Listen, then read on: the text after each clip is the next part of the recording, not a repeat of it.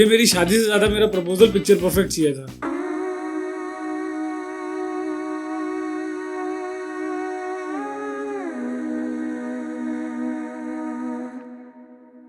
जब हमने अपना वेडिंग मूवी देखा था तो हमने ना पहले अकेले देखा कि पता नहीं कैसा होगा क्या होगा।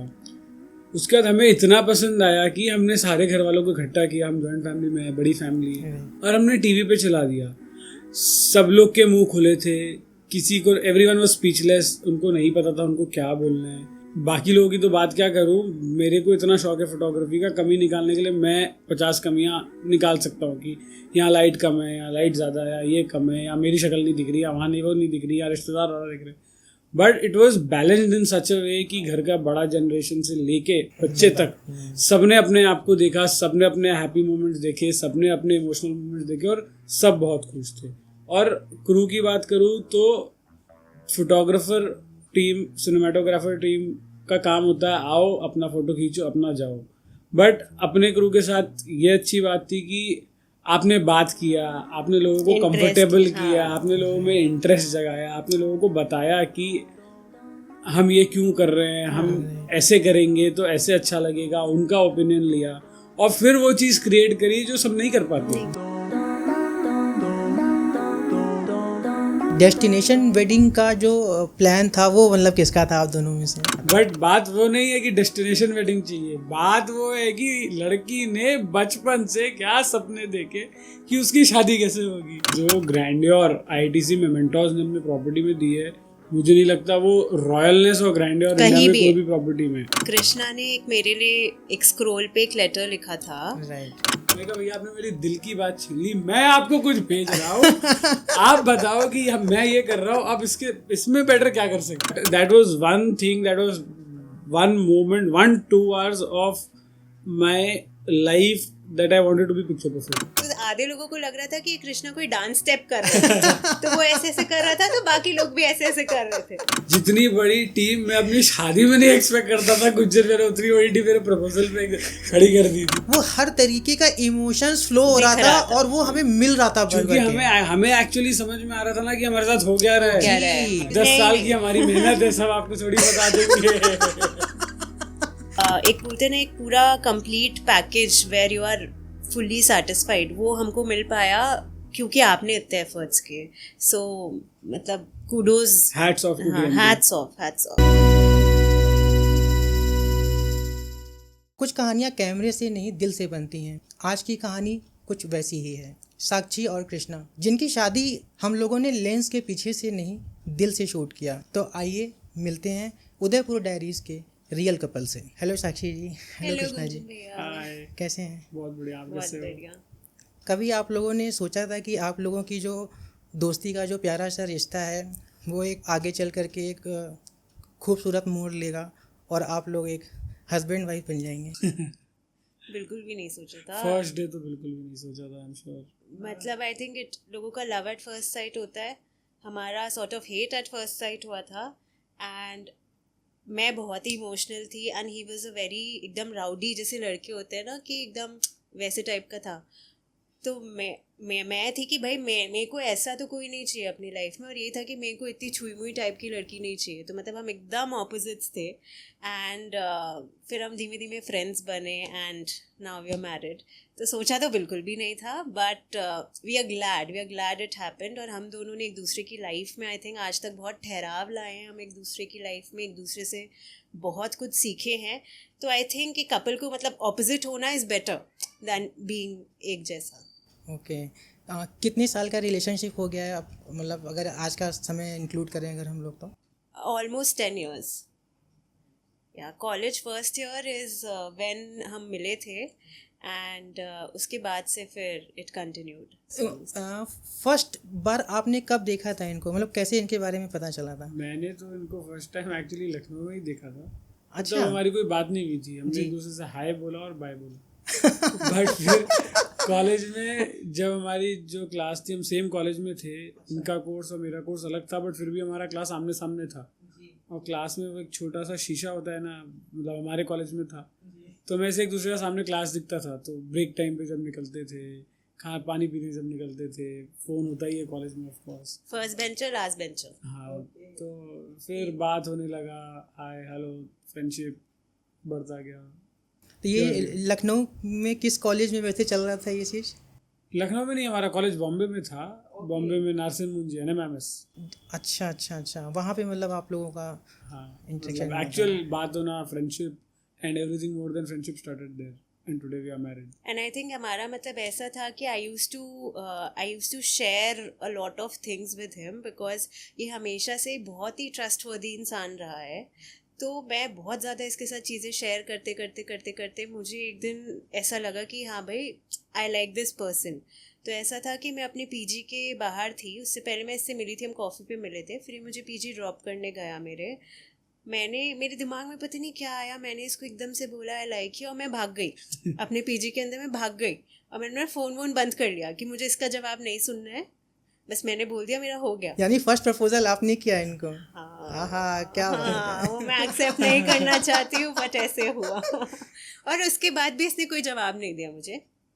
4-5 दिन तक इसने अपना भाव खाया, सब कुछ। उसके बाद जब मैंने फिर इनिशिएट नहीं किया, अब मैं 4-5 दिन तो घबरा गई थी ना कि भाई मैं क्या करूँ, मैंने बोल दिया ये वो। फिर उसके बाद 4-5 दिन बाद ही लाइक ऑफिशियली प्रपोज्ड, क्योंकि एक ऑफिशियल प्रपोजल तो चाहिए ही होता है। वाह क्या बात है। तो आफ्टर प्रपोजल कितने टाइम पीरियड आप लोगों ने वेट किया, मतलब इस रिलेशनशिप को और बिल्ड करने के लिए, और शादी तक का जो डिसीजन था, ऑलमोस्ट कितने ईयर्स लगे आप लोगों को अपने रिश्ते को यहाँ तक पहुँचाने के लिए? 6 साल 7 साल। 6-7 साल। 6-7 साल में हमने बहुत अप्स देखे, बहुत लोस देखे, बट ऑफ कोर्स वो डिसीजन पे आना कि yes you are the one and this is the final step of life in terms of having a life partner, of course it took a lot of time and it was a great journey like throughout. आपको मिलवाने में किसी friend ने भी help करी थी आपकी? मतलब मिली तो मैं इससे अपने आप ही थी, बट हाँ, मुझे शादी के लिए कन्विंस करने के लिए मेरी एक फ्रेंड है दिव्या, और मेरी मम्मी भी, दोनों का ही बहुत बड़ा हाथ था। अच्छा। तो मेरी जो ये फ्रेंड है, जब मतलब हम डेट कर रहे थे, हम सीरियस होते गए एक दूसरे के लिए, एक दूसरे को समझते गए। उसके बाद भी मतलब मैं यहाँ इंडिया में नहीं थी, मैं आयरलैंड में थी, तो मैं यही नहीं श्योर थी कि मुझे फ्यूचर में इंडिया आगे सेटल होना है कि नहीं। बट कृष्णा था मेरी लाइफ में, और उसने मुझे बहुत ऐसे कन्विंस किया कि मैंने कन्विंस किया नहीं, दिव्या ने मुझे बहुत कन्विंस किया कि तू बहुत अच्छा लड़का, एक हीरा तू हाथ से खो देगी। मेरी मम्मी भी, जब मैं अपनी मम्मी से बात करती थी, जब मैं बाहर पढ़ाई कर रही थी, जब मैं अपनी मम्मी को सुबह कॉल करती थी, मेरी मम्मी एक ही चीज़ बोलती थी कि तू बस वापस आ जा, तू कृष्णा से शादी कर ले, वो हीरा लड़का है। फिर हाँ, ऐसे इन दोनों ने का पूरा हाथ था मुझे कन्विंस करने में, और फिर मैं वापस आ गई, और आई एम ग्लैड कि ये हुआ। हाँ, लेकिन लाइक मेरी मदर इन लॉ का बहुत बड़ा हाथ था। She is the first one जो आज से नहीं, जो 10 साल से, जब से हमारी दोस्ती हुई थी, इस चीज़ को जानती थी। उन्होंने हमारा सपोर्ट किया थ्रू आउट। उन्होंने मुझे, साक्षी को, दोनों को बहुत कन्विंस किया। जब हमारे फैमिली डिसीजन लेने की बारी आई, तब उन्होंने बहुत इन्फ्लुएंस किया सबको around. Although it was way easier than it is for other couples around. बाकी कपलों को बहुत डिफिकल्टी होती है, घर वालों को कैसे बताना है, उनको डर लगता है, उनको समझ में नहीं आता। बट हमारे केस में ऑफ कोर्स साक्षी की मॉम थी, शी हैंडल्ड एवरीथिंग एंड वो डे वन से क्योंकि जानती थी, तो it was just so comfortable with her कि इट नेवर फेल्ट कि स्ट्रेस है। हमें, मुझे पता था कि चलो मम्मी है तो देख लेंगी, कर लेंगी, अपना काम तो हो जाएगा। नॉर्मली मैंने देखा है कि लव मैरिजेस में काफ़ी पापड़ बेलने पड़ते हैं, बहुत पापड़ बेलने पड़ते हैं। बट हमारे केस में ऐसा, वही मैं बोल रहा था, हमारे केस में ऐसा नहीं था, क्योंकि साक्षी के फादर, मेरे फादर इन लॉ के best friends are my family relatives, तो वो मेरे रियल मौसा जी हैं। तो हमारे केस में लकीली ऐसा नहीं था। साक्षी के पापा के, like my father in laws, both best friends are my family relatives. अच्छा। But of course in Marwari families understand, बहुत पापड़ बेलने पड़ते हैं। फूफा जी के अलग टैंट्रम्स, मौसा जी के अलग टैंट्रम्स, मामा जी के अलग टैंट्रम्स, गांव क्या बोलेगा, वो क्या सोचेगा। बट मतलब in the end, if you are with whom you want and you are uplifting, both of you are uplifting each other, it does not matter कौन क्या बोल रहा है, उससे आपकी लाइफ नहीं चल रही। आप जिसके साथ हो, उसके साथ लाइफ चल रही है। लगे रहो, धीमे एक एक इंसान को अपने कॉन्फिडेंस में लेके जैसे उस साइड भी, मेरे ससुराल साइड भी पहले कृष्णा ने अपने छोटे भाई को कॉन्फिडेंस में लिया. He was the one to break out the news to the entire family. तो उसने बहुत ही फनी वे में वो न्यूज़ को ब्रेक आउट किया कि सब हंसे. मतलब it becomes a jolly sort of an atmosphere instead of being serious. तो उधर उसने अपना रोल प्ले किया. इधर भी सब हंसी मजाक में एक एक को कॉन्फिडेंस में लेके बताते और गए. हम लोग के दोनों की जॉइंट फैमिलीज है, तो we have a lot of people in the family. तो मतलब वो बहुत डिफिकल्ट हो सकता था, बट हमने जो स्ट्रैटेजी अपनाई और हम जो अगर लोगों को मतलब रेकमेंड करेंगे वो ये है कि हमने अपने जनरेशन में अपने छोटे भाई को, अपने बड़े भाई को, अपने भाभीयों को कॉन्फिडेंस में ले लिया और फिर उनको कॉन्फिडेंस दिखाने दिया अपने अपने बड़ों के सामने और दादा दादी के साथ. तो अपना लाइफ वैसे इजी हो गया, अपना काम हो गया. तो अभी जो नए कपल्स हैं और जो मतलब लव में है, रिलेशनशिप में है, अगर उनको अपने रिलेशनशिप के बारे में अगर अपनी फैमिलीज़ में अगर बताना हो या चीज़ें करनी हो, तो आप लोगों की तरफ से बेस्ट टिप क्या रहेगी मतलब उन लोगों के लिए? मतलब सबकी फैमिली डायनेमिक्स अलग अलग है, तो वी रियली कांट से कि एक स्पेसिफिक रूल है कि भाई तो यही जाके बोलना, तुम यही जाके बोलना. बट हमने जो किया अपने घरों में, ऑफ कोर्स क्योंकि हमारी जॉइंट फैमिली है, बहुत सिमिलर टाइप ऑफ फैमिली है, तो हमने अपना वो बताया. बट आई शुड से कि मुझे ऐसा लगता है कि लोग बहुत कंजर्वेटिव होते हैं इन टर्म्स ऑफ कि कैसे शेयर करूँ, क्यों शेयर करूँ. वो एक बार शॉट मारने की बात है, अगर 6 लग गया तो यू विन द मैच.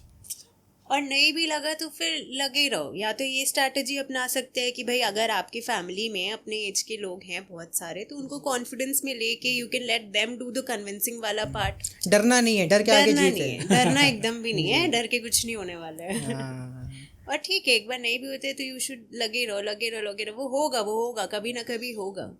वाह, बहुत ही खूबसूरत आप लोगों ने चीज़ें शेयर करी. चलते हैं अब हम लोग अपने वेडिंग वाले सेक्शन पे. वेडिंग जब आप लोगों का प्लान हुआ कि आप शादी करनी है, तो डेस्टिनेशन वेडिंग का जो प्लान था वो मतलब किसका था आप दोनों में से? आपको क्या लगता है? डेस्टिनेशन वेडिंग का प्लान तो जो था कि डेस्टिनेशन वेडिंग तो आज के जनरेशन में सबको चाहिए होता है. तो डेस्टिनेशन वेडिंग तो एक हो गया. डेस्टिनेशन तो हैदराबाद में रह के बगल में नागपुर भी हो सकता है, इंदौर भी हो सकता है, कोई विलेज भी हो सकता है, हमारा गांव जहाँ से हम राजस्थान में वो भी हो सकता था. सही बात है. बट बात वो नहीं है कि डेस्टिनेशन वेडिंग चाहिए. बात वो है कि लड़की ने बचपन से क्या सपने देखे कि उसकी शादी कैसे होगी. आप स्कूल में हो तो भी आप वो सुन रहे हो, आप कॉलेज, स्पेशली लव मैरिज है, 10 साल का रिलेशन, आप 10 साल से सुन रहे हो मुझे ऐसी शादी चाहिए, मैं इस कलर के कपड़े पहनूंगी, मुझे ऐसे फूल चाहिए, मुझे ऐसे दोस्त चाहिए, मुझे ऐसे फोटोग्राफर चाहिए, मुझे ये इवेंट वाला चाहिए, मुझे इतने डांस चाहिए. तो फिर आपको क्या लगता है क्या होगा?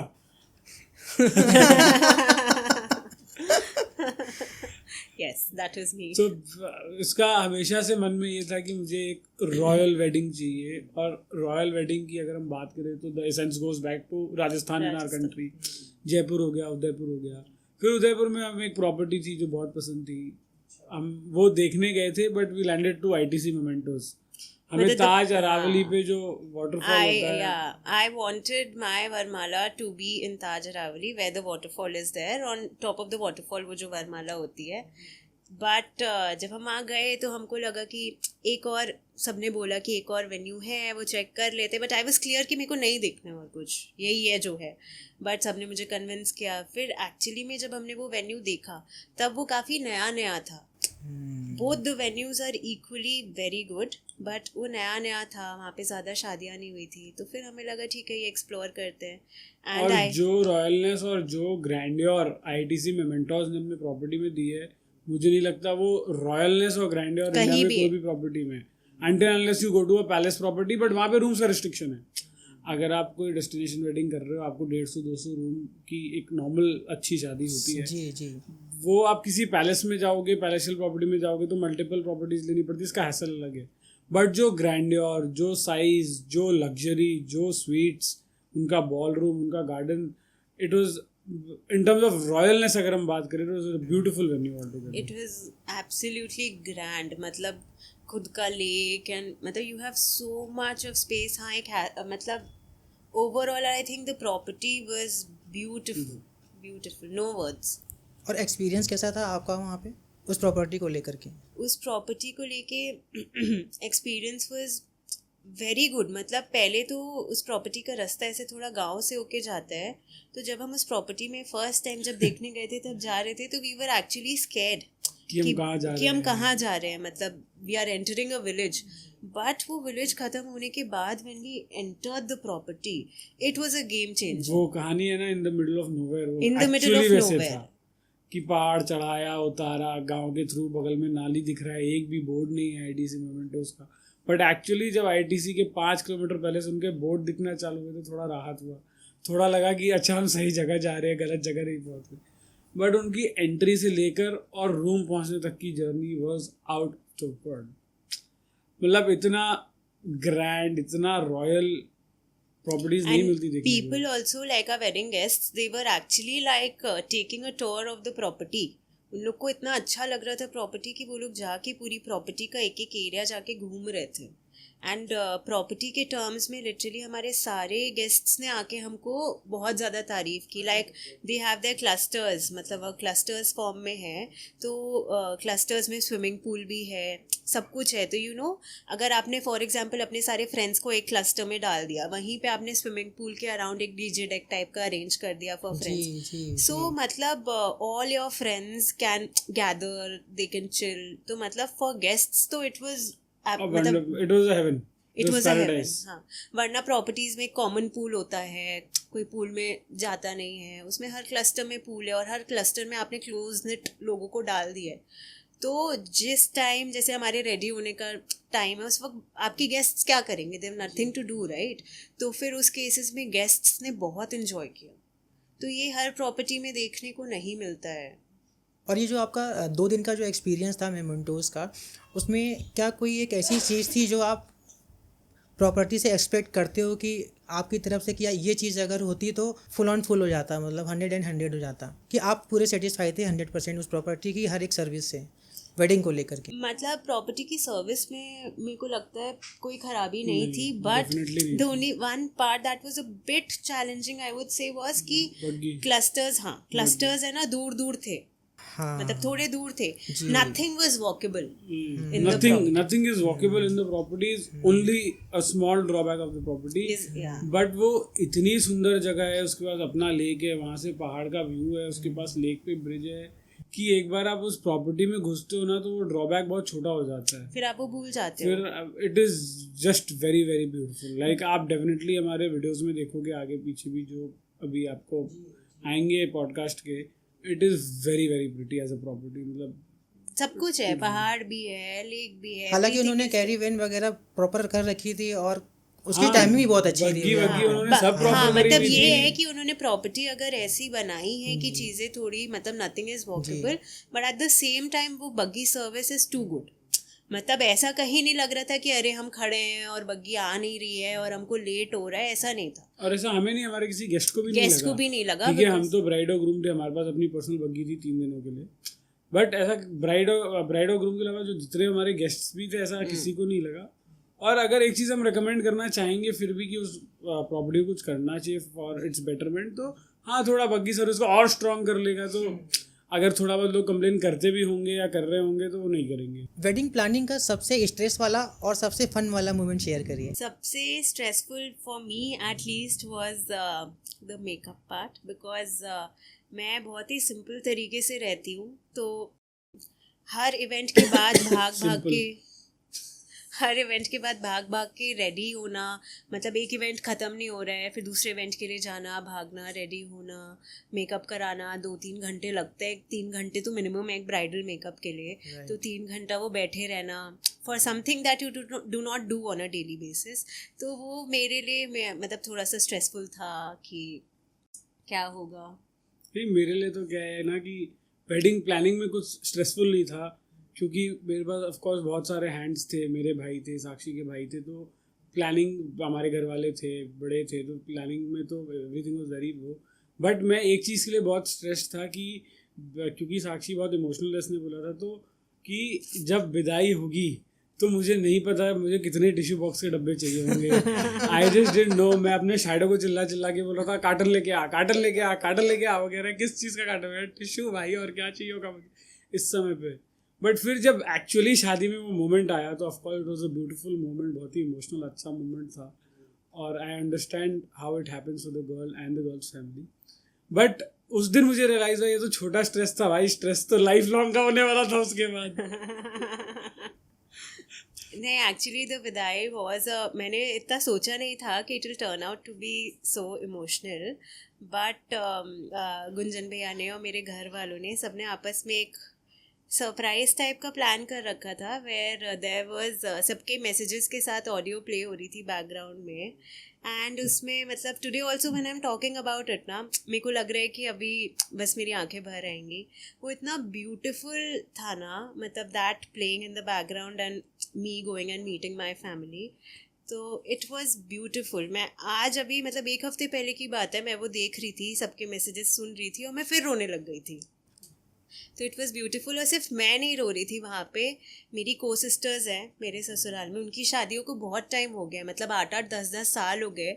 उनकी मम्मियाँ भी आई हुई थी. वो लोग मुझे देख के, वो लोग अपनी मम्मियों को जाके हक करके रो रही थी. मतलब इट वॉज दैट इमोशनल कि सारा क्राउड इमोशनल हो गया था. बट नहीं, बट इसमें फोटोग्राफी टीम का बहुत बड़ा हाथ है, बिकॉज मेरे को पर्सनली फोटोग्राफी का बहुत शौक है. Wild life to portraits to historical monuments, मुझे बहुत शौक है. तो आई एक्चुअली अंडरस्टैंड कि भाई खींच सब लेते हैं, वीडियो सब निकाल लेते हैं, बोलेंगे हंसो, हंस के पोस्ट करके फ़ोटो बना लेंगे. बट कैप्चरिंग जितना इम्पोर्टेंट है उससे कई ज़्यादा इम्पोर्टेंट प्री प्रोडक्शन है. कि सही तरीके से उस चीज़ को सेटअप करना, सही तरीके से सही मोमेंट पे उस चीज़ को चलाना, दिखाना, सुनाना. आप जिस भी मीडियम से क्या बोलते हैं अपना कन्वे करना चाह रहे हो उस मैसेज को, तभी फोटोग्राफर को भी और क्लाइंट को भी, इस केस में हम है बट आपके लिए नहीं, anyone, you get that right feel of the. कोई मूवी भी कैसे बनती है, ऐसे ही बनती है ना भाई. 100% चीज़ें प्लान होती है. एक शादी में आप 100% चीज़ें प्लान नहीं कर सकते, बट आप 10% चीज़ें भी प्लान कर लो तो आपके अगर मूवी 1 घंटे की बन रही है, आपकी वेडिंग मूवी, तो उसमें आपको 15 मिनट का कंटेंट मिलेगा ना, जो आप लाइफ लॉन्ग बस वही 15 मिनट देखना चाहोगे. बाकी बोलोगे तो मुझे याद हो गया है, बट वो 15 मिनट याद होने के बाद भी आप बार बार देखना चाहते हो. तो प्री प्रोडक्शन का बहुत बड़ा हाथ है, मतलब बहुत बड़ा गेम चेंजर होता है, जो सबको करना चाहिए. और बहुत ज़्यादा टाइम नहीं लगता. It is a very small investment of time. यार हम घंटों डांस प्रैक्टिस करते हैं, एक महीने पहले से डांस प्रैक्टिस करते हैं. एक फोटोग्राफी टीम को एक 10-15 मिनट दे दिया प्लान करके, और एक 10 मिनट भी हर रोज़ दे दिया, तो you can actually plan those moments in every event or the 2 or 3 days of the wedding experience, where you can actually capture that content which you will cherish lifelong. तो pre production सबको करना चाहिए. मतलब thank you so much, आपने हमारे case में करवाया, but सबको करना चाहिए. उस दिन की एक विदाई वाले मोमेंट की एक चीज़ और शेयर करना चाहेंगे. जैसा कि आपने बताया कि सब लोग इमोशनल हो गए थे. इनफैक्ट हमारी जो कैमरामैन की जो टीम थी, ये जो सचिन भाई बैठे हुए आप भी रो रहे थे और आंसू गिर रहे थे मतलब नीचे, बट फोटो खींचती जा रही थी. फोटो खींचती जा रही थी. तो ब्यूटीफुल था. और वही मोमेंट बाद में फन में भी कन्वर्ट हो गया था, क्योंकि जैसे ही मैं जा रही थी, कृष्णा के 2-3 फ्रेंड्स आए और एकदम ना नीचे बैठ के छाती वाती पीटने. अगला सवाल, अरे नहीं स्क्रिप्टेड नहीं है यार, मजाक कर रहा हूँ भाई. तो फिर इसके 2-3 फ्रेंड्स एकदम से आए और वो ऐसे ना मतलब रोने लगे बहुत तेज कि अरे मेरे भाई के साथ क्या हो गया, अरे मेरे भाई रियल में. हाँ, अरे हमारे वेडिंग मूवी में भी तो है, आपको स्किप हो रहा होगा आई थिंक. मतलब मेरे 3 दोस्त आके, मूवी में नहीं है बट क्लिप्स में, आपके हाँ, पास क्लिप्स हाँ. है. अभी मैं क्लिप्स देख रही थी तब मेरे को याद आया. फिर मतलब वो आके एकदम, मैं रो रही हूँ, मैं एकदम आंसुओं में हूँ. कृष्णा को समझ नहीं आ रहा है कि इसको हैंडल कैसे करना है, क्या करना है एट दिस मोमेंट. और वो एकदम से 2-3 लोग आए, ज़मीन पे बैठ गए, कृष्णा को पकड़ के रोने लगे बहुत तेज कि अरे क्या हो गया तुम्हारे साथ, क्या हो गया तुम्हारे साथ. तो एकदम मेरे को रोना आ भी रहा था, बट मेरे को हंसी आ गई थी. और वो सारे दोस्त भी हमारे एनएमएमएस के हैं. हाँ, तो वो तो चारों दोस्त, उन्होंने हमें 10 साल देखा है, हमें हम साथ बड़े हुए, उन्होंने हमें बढ़ते हुए देखा है. एंड वो साक्षी से भी इक्विवेलेंटली क्लोज है. तो इट वाज अ मोमेंट, वो स्ट्रेसफुल तो था, बट उन्होंने उसको बहुत जब सही टाइम आया कि हाँ भाई अब ये आप दोस्तों की सही में जरूरत है, तो उन्होंने अपना फर्ज निभाया। अपना फर्ज निभाया डेफिनेटली। भैया कोई एक ऐसा सिनेमैटिक मोमेंट वेडिंग फिल्म का जो आपको लगा कि हाँ ये हमारा सच था? कृष्णा मेरे को लाइफ लॉन्ग बहुत सरप्राइजेस देता आया है हमारी रिलेशनशिप के स्टार्टिंग से, और उसने वहाँ पे भी वही किया। उसने मुझे बहुत सारे सरप्राइजेस दिए from the moment I enter the property to the moment where actually मतलब मेरी विदाई होने वाली थी। उसने मुझे काफ़ी सरप्राइजेस दिए। एक जो बहुत ही अच्छा मोमेंट था जो कि बहुत अच्छे से कैप्चर भी हुआ है वॉज कि कृष्णा ने एक मेरे लिए एक स्क्रोल पे एक लेटर लिखा था, right. And I got that letter as soon as I got ready for my wedding. मुझे वो लेटर मिला। जब आप ब्राइडल आउटफिट पहनते हो आपके अंदर बहुत सारे इमोशंस चल रहे होते हैं, राइट राइट। आपको समझ नहीं आ रहे होते हैं कि this is actually happening with me. तो वो वाला मेरा मोमेंट चल रहा था। फिर एकदम से मुझे वो लेटर मिला बाय द फोटोग्राफी टीम। मुझे वो लेटर मिला, फिर मैंने वो लेटर पढ़ा। जब मैंने ये भी प्रोडक्शन का पार्ट है। फोटोग्राफी टीम से इसलिए भेजा गया था, शैडो भी लेके जा सकता था, हाउसकीपिंग वाला भी लेके जा सकता था, बट फोटोग्राफी टीम को दिया इसलिए था ताकि वो कैप्चर हो। So again it is very important. It is very important. तो वो जब मैंने खोला, मैंने पढ़ा, तो उसमें था मतलब हमारी जर्नी के बारे में था कि मुझे मतलब why does he love me so much, and वो मैंने पढ़ा और मेरे को बस रोना आ गया उस टाइम पे। फिर मेरे को लगा मतलब वो जितना आपको मन में 0.01% लगता है ना कि ये हो रहा है, ये एक्चुअली में हो रहा है, उसके बाद एकदम से इतना कॉन्फिडेंस आ गया ना कि हाँ this is my guy. Like वो मोमेंट ब्यूटिफुली कैप्चर भी हुआ, और वो मोमेंट फील करना भी मैं बोलूँगी कि वॉज अमेजिंग। मतलब वो कॉन्फिडेंस मेरा लाइक 1000% हो गया कि हाँ भाई अब जल्दी कराओ मेरी शादी। तो साक्षी जी के इस मूवमेंट के हम लोग साक्षी हैं कि सच में जब इनको लेटर गया ना, और हम लोगों का कैमरा कैंडिड में लगा हुआ था, और ये था कि real expression, specially Krishna ji ने हम लोगों को बोला था कि पता नहीं चलना चाहिए गुंजन भैया, पूरा रियल इमोशन चाहिए अपन को। और इसलिए दिया भी गुंजन भैया के हाथ में था कि आप ही का टीम देगा तो ही मजा आएगा जब कैमरा बैकड्रॉप में चल रहा होगा, वरना कोई भी किसी से भी भेज दूंगा फिर वो पढ़ के कोने में चला जाएगा, पैक होके घर पे आ जाएगा, लग जाएगा, क्या फायदा होगा उससे। और जब इन्होंने रीड आउट करना चालू किया ना भैया, तो निकल रहे थे, नीचे तक गिर रहे थे, और वो मोमेंट बहुत ही प्यारा था हम लोगों का। उसकी प्लानिंग जब हम लोगों ने करी थी वेडिंग से आई थिंक 1.5 महीने पहले, तो अच्छा हाँ तो पहले प्लानिंग हो चुकी थी। हाँ, तो गुंजन मैंने मुझे मैसेज भेजा आप फ्री हो बात करने के लिए 2 मिनट। मैंने कहा बिल्कुल बताइए। तो इन्होंने कहा मेरे दिमाग में एक आइडिया है, मैं आइडियाज़ को हमेशा ऑनर करता हूँ कि आइडिया सुनेंगे फिर अपना बताएंगे। तो भैया ने बोला आप एक काम कीजिएगा, मेरे दिमाग में बहुत अच्छा आइडिया है, मैं आपको ना अमेज़ॉन के लिंक्स भेज रहा हूँ, आप पेपर पेन और क्या बोलते हैं एक वो इंक वाला बॉटल ये सब ले आइएगा, हम एक बहुत बढ़िया मोमेंट कैप्चर करेंगे। मैं कहा भैया आपने मेरी दिल की बात छीन ली, मैं आपको कुछ भेज रहा हूँ आप बताओ कि मैं ये कर रहा हूँ, आप इसमें बेटर क्या कर सकते हैं। फिर मैंने उनको वो स्क्रोल का फ़ोटो भेजा, एक सैम्पल फ़ोटो जो मेरे पास था, मैंने वो स्क्रोल भेजा कि मैंने ये लिखा है और मैं ये करना चाहता हूँ। तो उन्होंने कहा ठीक है अब पेपर पेन नहीं चाहिए, आप बस स्क्रोल ले आइएगा। मेरा दिल खुश हो गया था, मतलब जो चीज़ मैंने एक्सपेक्ट करी थी सेम लाइंस में आप लोग exactly. So it was very very easy. और ऑफ कोर्स मोटिवेशन बढ़ जाता है ना भाई, अगर मुझे जीन्स पहनने का मन है आज और तुम बोल दो हाँ जीन्स ही पहन लो, जॉगर मत पहनो, तो मोटिवेशन बढ़े।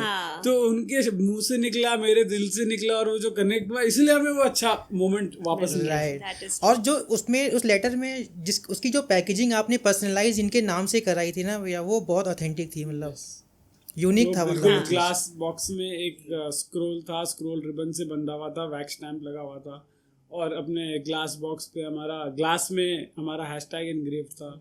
बहुत सुंदर। जब आई थिंक एक प्रपोजल का भी प्लान आप कर रहे थे, तो उस प्रपोजल के बारे में मुझे पर्सनली आपसे पूछना है, जो मुझे आज तक मेरे लिए सरप्राइज़ है कि जब आप मेरे से बोल रहे थे उस प्रॉपर्टी के लिए कि गुंजन भैया आप एक कोई प्रॉपर्टी देखिए, मुझे कुछ प्लान कर रहा हूँ, और प्लान भी ऐसा कि वो डेकोरेशन पॉइंट ऑफ व्यू से नहीं था, वो इनके क्रिएटिव माइंड से निकला हुआ कि भैया मैं ये चाहता हूँ कि लाइट का फोकस ऐसा पड़ना चाहिए कि साक्षी पहले नहीं दिखेगी, देन उसके पैर पे जाएगी, लाइट फॉलो होगी, और इस तरीके से मतलब इतना सिनेमैटिक जो विजुअलाइजेशन था ये ऑलरेडी पहले कर चुके थे अपने दिमाग में। मुझे फोटोग्राफी का शौक है ना, तो ये वहीं से निकलता है, and I wanted it to be a complete surprise. तो मेरी जो प्रॉपर्टी थी वहाँ पे अलग अलग हट्स बने हुए थे, एक डिनर के लिए प्लान था, एक डेट के लिए प्लान था, एक पिकनिक के लिए प्लान एक था, केक कटिंग का एक केक spot कटिंग था। का स्पॉट था जो प्लान था, and it was very very green, बहुत सारे पेड़ पौधे आसपास थे। तो इसलिए मैंने आपको बोला था कि उसको पता नहीं चलना चाहिए। तो आपने रियलाइज किया होगा जब वो स्पॉटलाइट जल रहा होगा स्टूडियो में, तो पूरी प्रॉपर्टी का मैंने एमसीबी गिरवा पूरा दिया, MCB कुछ गिर गया। भी नहीं चलना चाहिए। जी जी तो जी। लाइट पहले पड़ना चाहिए। साक्षी आई गाड़ी से उतरी, उसको लगा कि मैं कहाँ हूँ, मुझे भी नहीं पता। ऐसा ही लगा। और जी, जी। और इसके भैया भाभी इसको छोड़ने आ रही थी। ऑफ कोर्स रात के 8, 8:30, 9 हाँ, बज रहे ऐसे ही थे। बज रहा था। मैंने भैया भाभी को भी बोल दिया था आप हेडलाइट बंद करके आप रिवर्स ले लेना, और फिर गेट बंद होने के बाद लाइट जलना। पहले सदमा लगना, फिर वो फील आना कि कुछ स्पेशल हो रहा है। उसके बाद फिर हमारी टीम ने वो स्पॉटलाइट जलाया, फिर वो जमीन पे पड़ा, फिर उसको एक्चुअली समझ में आया कि मुझे चल के कहाँ जाना है विद द स्पॉटलाइट। पहले मैं फिर clueless जैसे जैसे वो पास आते रही स्पॉटलाइट उस पे आता रहा, एंड देन फिर एमसीबी ऊपर हुआ। तो 100%। आपकी लोकेशन पे आने से पहले की मैं सीन बता रहा हूँ। नॉर्मली तो हम लोग फोटोग्राफी टीम जो होती है वो सारा प्रिपरेशन करती है, अपने शॉट को प्लान करती है कि सब्जेक्ट कहाँ से आएगा, कहाँ पे आप कैमरा प्लेस करोगे। लेकिन उस दिन मैं ये देख रहा था कि एक ग्रूम जो हमारे कृष्णा जी थे, वो टेक्निकल टीम के साथ खड़े होकर के और चीज़ें डिस्कशन कर रहे हैं कि लाइट वालों को बोल रहे हैं भाई चलो जरा ऊपर जो फोकस लाइट है उसको इस तरीके से मारना है। मतलब जो एक होता है ना एक डायरेक्शन का जो काम होता है, वो ये उस दिन आपके आने से पहले बहुत इन्होंने दिमाग लगा लिया था उस चीज़ को पाने के लिए। मुझे मेरी शादी से ज़्यादा मेरा प्रपोजल पिक्चर परफेक्ट चाहिए था, टू बी ऑनेस्ट। मैं ऐसा हूँ नहीं, बिल्कुल भी बाय नेचर नहीं हूँ मैं कि मुझे हर चीज़ पिक्चर परफेक्ट चाहिए। I am okay with whatever is happening, whatever I have, whatever we are getting.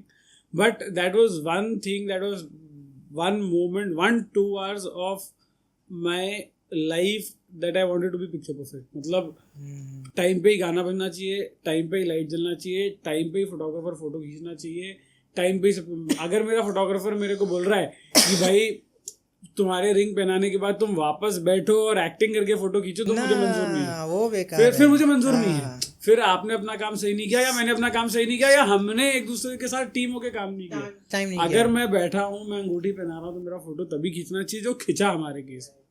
And all regards to Motion Tales again, मैं बोल रहा हूँ मेरे को अगर बोला जाएगा कि आप अपने वेडिंग का मूवी देखना चाहोगे या प्रपोजल का, ऑफकोर्स वेडिंग का भी देखना चाहूँगा, but as a personal this thing मुझे अपना प्रपोजल का वीडियो देख के ज़्यादा मजा आता है, बिकॉज वो भी आप ही ने किया है। But I wanted that 2 hours to be picture perfect as imagined, as plan, because I knew कि मेरा प्लानिंग 100% साकी को खुश करेगा, and that was the motive in that 2 hours of the entire journey. बहुत बढ़िया एक्सपीरियंस था भैया, वो बहुत मजा आ गया। तब मुझे याद है आपके क्रू में भी मैं किसी को बोल रहा था कैमरा इधर लगाओ, हाँ, पीछे से जी, खींचो। जी। आप भी नहीं दिखने चाहिए उस फोटोग्राफर के फोटो में, आप भी लाइट से नहीं, कोई नहीं दिखना चाहिए, सिर्फ मैं और वो, पहले सिर्फ वो और फिर सिर्फ हम दोनों खींच रहे। उस दिन की मैं एक चलिए आपसे तो काफ़ी क्लोज हैं तो एक चीज़ बता रहे हैं जो कि मुझे लगता है कि आपसे शेयर करनी चाहिए। उस दिन ये था कि एक हम लोग एक कैंडिड फोटोग्राफर्स और एक सिनेमेटोग्राफर्स की टीम रहेगी जो उस मोमेंट को कैप्चर करेगी। तो टेलीफोनिक बात हुई थी सारी चीज़ों से लेकर के। जब हमने वहाँ पे कृष्णा जी को देखा वो सारी चीज़ों में इतना पैशनेट तरीके से, तो मैंने कहा भाई बहुत मतलब पैशनेट मूवमेंट है इनके अंदर, इनका एक एक चीज़ मिस ही नहीं होना चाहिए जो कि एक कैमरे से नहीं हो सकता। मैं स्टैंड बाई पे सचिन को रखा हुआ था और मैंने कॉल किया, मैंने कहा सचिन भाई यहाँ गेम कुछ नेक्स्ट लेवल का है 10 मिनट में रेडी। इन्होंने बोला था भैया आप जाओ, कुछ वैसा फंसे तो मेरे को कॉल करना, मैं आ जाऊँगा 10 मिनट में। जब मैंने वहाँ पे आपका एफर्ट देखा ना, मैंने कहा भाई ये अकेले बस की नहीं है, मेरे को हर एंगल से चाहिए होगा। और एक्सप्रेशन के पीछे तो क्योंकि ना इनको इनका विजन बिल्कुल क्लियर है इनको क्या चाहिए। और मैं अपने दोस्तों को आज तक बोलता हूँ भाई, जितनी बड़ी टीम मैं अपनी शादी में नहीं एक्सपेक्ट करता था, गुज्जर मेरे उतनी बड़ी टीम मेरे प्रपोजल पे खड़ी कर दी थी। कम से कम 5 लोगों से ऊपर की टीम हमारा प्रपोजल शूट कर रहा था भाई। It was crazy. जिसमें सिर्फ हम ही जिसमें से हम 2 लोगों को शूट कर रहा था। अच्छा, ये जो रिलेशनशिप की जो आपकी जो जर्नी है, मतलब मैं काफ़ी उस टाइम से भी आपको वॉच कर रहा था और अभी आपके जो एक्सपीरियंस मैं सुन रहा हूँ, जब 2 लोगों का रिलेशन जब बिल्ड होता है तो कई बार लोग फॉर ग्रांटेड ले लेते हैं, अरे अब तो ये सब कुछ हो ही जाना है ना। लेकिन भैया ये रिलेशनशिप को जो स्ट्रॉन्ग करता है वो मतलब क्या जो फ्लेवर्स होते हैं, क्या चीज़ें जो होती हैं, मतलब वो लोगों को एड ऑन करनी चाहिए, वो थोड़ी सी चीज़ें बताइए आप, जिससे कि उनका बॉन्ड और ज़्यादा स्ट्रांग हो सके और फॉर ग्रांटेड ना लें मतलब इस चीज़ को। मुझे लगता है यही छोटी छोटी मेमोरीज होती हैं, स्मॉल एफर्ट्स डेफिनेटली मैटर। वही खुशी के आधे घंटे, वही दुख के आधे घंटे अगर आप साथ हो। एंड बिकॉज हम ऑफ कोर्स एक दूसरे को 10 सालों से जानते हैं, तो मुझे लगता है कि अब 25-26 साल की 27 साल की उम्र में आके मुझे अब लगता है कि 10-15 साल की जब उम्र थी तो लाइफ में स्ट्रेस क्या था? होमवर्क करने का स्ट्रेस था यार, और क्या स्ट्रेस था? सही बात है। तो आप एक्चुअली ज़िंदगी, या जब आप घर से बाहर निकलते हो, कॉलेज जाते हो, 1000 लोगों के बीच में आपको अपनी आइडेंटिटी क्रिएट करनी है, तब जब आप लाइफ को देखना चालू करते हो, फिर फ्यूचर में आप बिजनेस में या जॉब में या कॉर्पोरेट वर्ल्ड में उसको देखते हो, तब अगर आप एक दूसरे का साथ दे लेते हो अपने ऊपर नीचे में, और छोटे एफर्ट करने का टाइम भी निकाल लेते हो, एक दूसरे को खुशी भी दे रहे हो, एक दूसरे का दुख भी बांट रहे हो, तो वो जो पर्सनालिटी डेवलपमेंट आप एक दूसरे के साथ एक दूसरे का करते हो ना, तो फिर वो बॉन्ड इतना स्ट्रांग हो जाता है कि फिर पीछे हटना या बाकी चीज़ें बैक सीट ले लेती है कि ठीक है, लड़ाई हो गई तो हो गई ना, सॉल्व हो जाएगी। और ये हमेशा, मतलब ये ऐसा नहीं है कि सिर्फ शादी के पहले करना होता है, हाँ, मतलब शादी के बाद ऑल्सो द स्टोरी कंटिन्यूज। जैसे 100%। हम लोग एक दूसरे के लिए ना बहुत, जैसे ये ऑफिस से ही आया तो मैं इसके लिए छोटा सा कोई सरप्राइज प्लान कर दूंगी, पहले भी मैं ऐसे ही करती थी, आज भी मैं ऐसे करती हूँ, या ये एक दिन आएगा। जैसे पहले ये होता था, पहले मुझे बहुत सरप्राइज देता था, मतलब मैं गुड़गांव में जॉब करती थी, ये एकदम से मेरे ऑफिस के नीचे आ जाता था हैदराबाद से ट्रैवल करके। अच्छा, और ये मुझे हैदराबाद से गुड़गांव आ जाता था, ये मेरे को एकदम, मैं काम कर रही हूँ अपना, ये मेरे को कॉल करता था कि मैं ना नीचे एक तुम्हारे लिए कुछ खाना ऑर्डर किया है, प्लीज़ नीचे जाके वो खाना ले लो, तुमने कुछ खाया नहीं होगा। मैं जाती थी नीचे, बड़ा कैजुअली मैं देखती थी कृष्णा खड़ा है। तो फिर ये सब चीज़ें पहले भी करता रहता था, बहुत एफर्ट करता था, और ये सब चीज़ें मैं कहूँगी आज हमारी शादी हो गई है, आज के दिन भी मतलब वो एफर्ट करता है। तो ये चीज़ है ना, एक रिलेशनशिप में होनी बहुत ज़रूरी है। किसी को कुछ पसंद होता है, किसी को कुछ, तो मैं ये नहीं कह रही कि जाओ और ऐसे सरप्राइज करो किसी को, पर छोटी छोटी चीज़ें करते रहना चाहिए लाइफ लॉन्ग। कुछ लोगों का मानना होता है कि जब कोई एक बिग डे आएगा तो ही मैं एफर्ट करूंगा, बट ऐसा बिग डे कभी नहीं आता है भैया। नहीं, बिग डे तो आता है, बिग डे पे तो एफर्ट वैसे भी करना पड़ता है, बट वो बिग डे पे आपका बॉन्ड एक्चुअली उतना स्ट्रांग हो जो दुनिया को दिखाने के लिए नहीं, जो आप दोनों फील करते हैं, उसके लिए वो छोटे छोटे एफर्ट्स करने होते हैं। मैं ऑफिस से आता हूँ, नीचे रहता हूँ, मैं बोलता हूँ चलो कॉफी पीने जाएंगे, आउट ऑफ नोवेयर, कोई प्लान नहीं होता। अब मेरा टिफिन जा रहा है, किसी दिन टिफिन में अच्छा खाना नहीं है, तो एक छोटा सा मैसेज लेके कुछ उसमें मीठा डाल देती है कि hope you have a sweet day. Wow, so sweet. When you do all this, you actually feel yes the other person thinks about you, the other person cares about. और यही सब छोटी छोटी चीजें, जो शादी कर ली तो बॉन्ड शादी के दिन स्ट्रांग नहीं हुआ, 10 साल से ऐसे 1000 छोटी छोटी चीजें भी तो बॉन्ड स्ट्रांग हुआ, और होता जा रहा है और होता रहेगा, तभी वो बॉन्ड उतना अच्छा रहता है। छोटी छोटी चीज़ें कितनी मतलब मायने रखती हैं। अभी आप बात करते करते जब आपने बताया कि टिफिन में कुछ अच्छा नहीं है और उसमें कुछ अच्छा सा मैसेज है, वो सुन के ही मेरे को इतना अच्छा लगा कि वाकई में कितना खूबसूरत है। मतलब अगर अपने रिश्ते को स्ट्रॉन्ग करना है और जाना है। आप दोनों के लिए TMT एक्सपीरियंस कैसा रहा? क्या लगता है हमने आपकी कहानी सही तरीके से दिखाई पर्दे पे? 200% यस। मतलब आई रिमेम्बर हमारी शादी के पहले आपने हमसे आके हमारी पूरी love story A to Z आपने सब समझी थी, ताकि आप उस तरीके से हमारी स्टोरी प्लान कर सके, जो हमारी स्टोरी में फ़न एलिमेंट्स है, सब कुछ। मतलब आपने हमारा पूरा रिश्ता इतने अच्छे से समझा, उसके बाद आपने जो भी आपका बैक एंड वर्क था वो किया। तो मतलब जितनी अच्छी हमारी स्टोरी है, आपने उससे ज़्यादा ही अच्छे से पकड़ लिया हमारी स्टोरी को। TMT का एक्सपीरियंस बहुत, TMT के साथ एक्सपीरियंस बहुत अच्छा था, क्रू बहुत अच्छा है, कोई कमी नहीं है। ड्रोन वाला चाहिए, सिनेमाटोग्राफर चाहिए, पोस्ट प्रोडक्शन करना हो, प्री प्रोडक्शन के आइडियाज़, कैंडिड वाला, you have a very good crew, it was very good working. और कहानी की बात करें तो जब हमने अपना वेडिंग मूवी देखा था, तो हमने ना पहले अकेले देखा कि पता नहीं कैसा होगा, क्या होगा। उसके बाद हमें इतना पसंद आया कि हमने सारे घर वालों को इकट्ठा किया, हम जॉइंट फैमिली में है, बड़ी फैमिली है, और हमने टीवी पे चला दिया।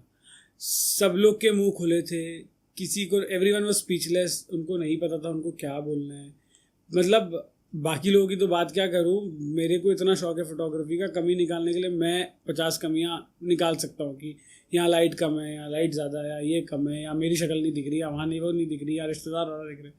But it was balanced in such a way कि घर का बड़ा जनरेशन से लेके बच्चे तक सबने अपने आप को देखा, सबने अपने हैप्पी मोमेंट्स देखे, सबने अपने इमोशनल मोमेंट्स देखे और सब बहुत खुश थे। और क्रू की बात करूँ तो फोटोग्राफर टीम, सिनेमाटोग्राफर टीम का काम होता है आओ अपना फ़ोटो खींचो अपना जाओ, बट अपने क्रू के साथ ये अच्छी बात थी कि आपने बात किया, आपने लोगों को कंफर्टेबल किया, आपने लोगों में इंटरेस्ट जगाया, आपने लोगों को बताया कि हम ये क्यों कर रहे हैं, हम ऐसे करेंगे तो ऐसे अच्छा लगेगा, उनका ओपिनियन लिया और फिर वो चीज़ क्रिएट करी जो सब नहीं कर पाते।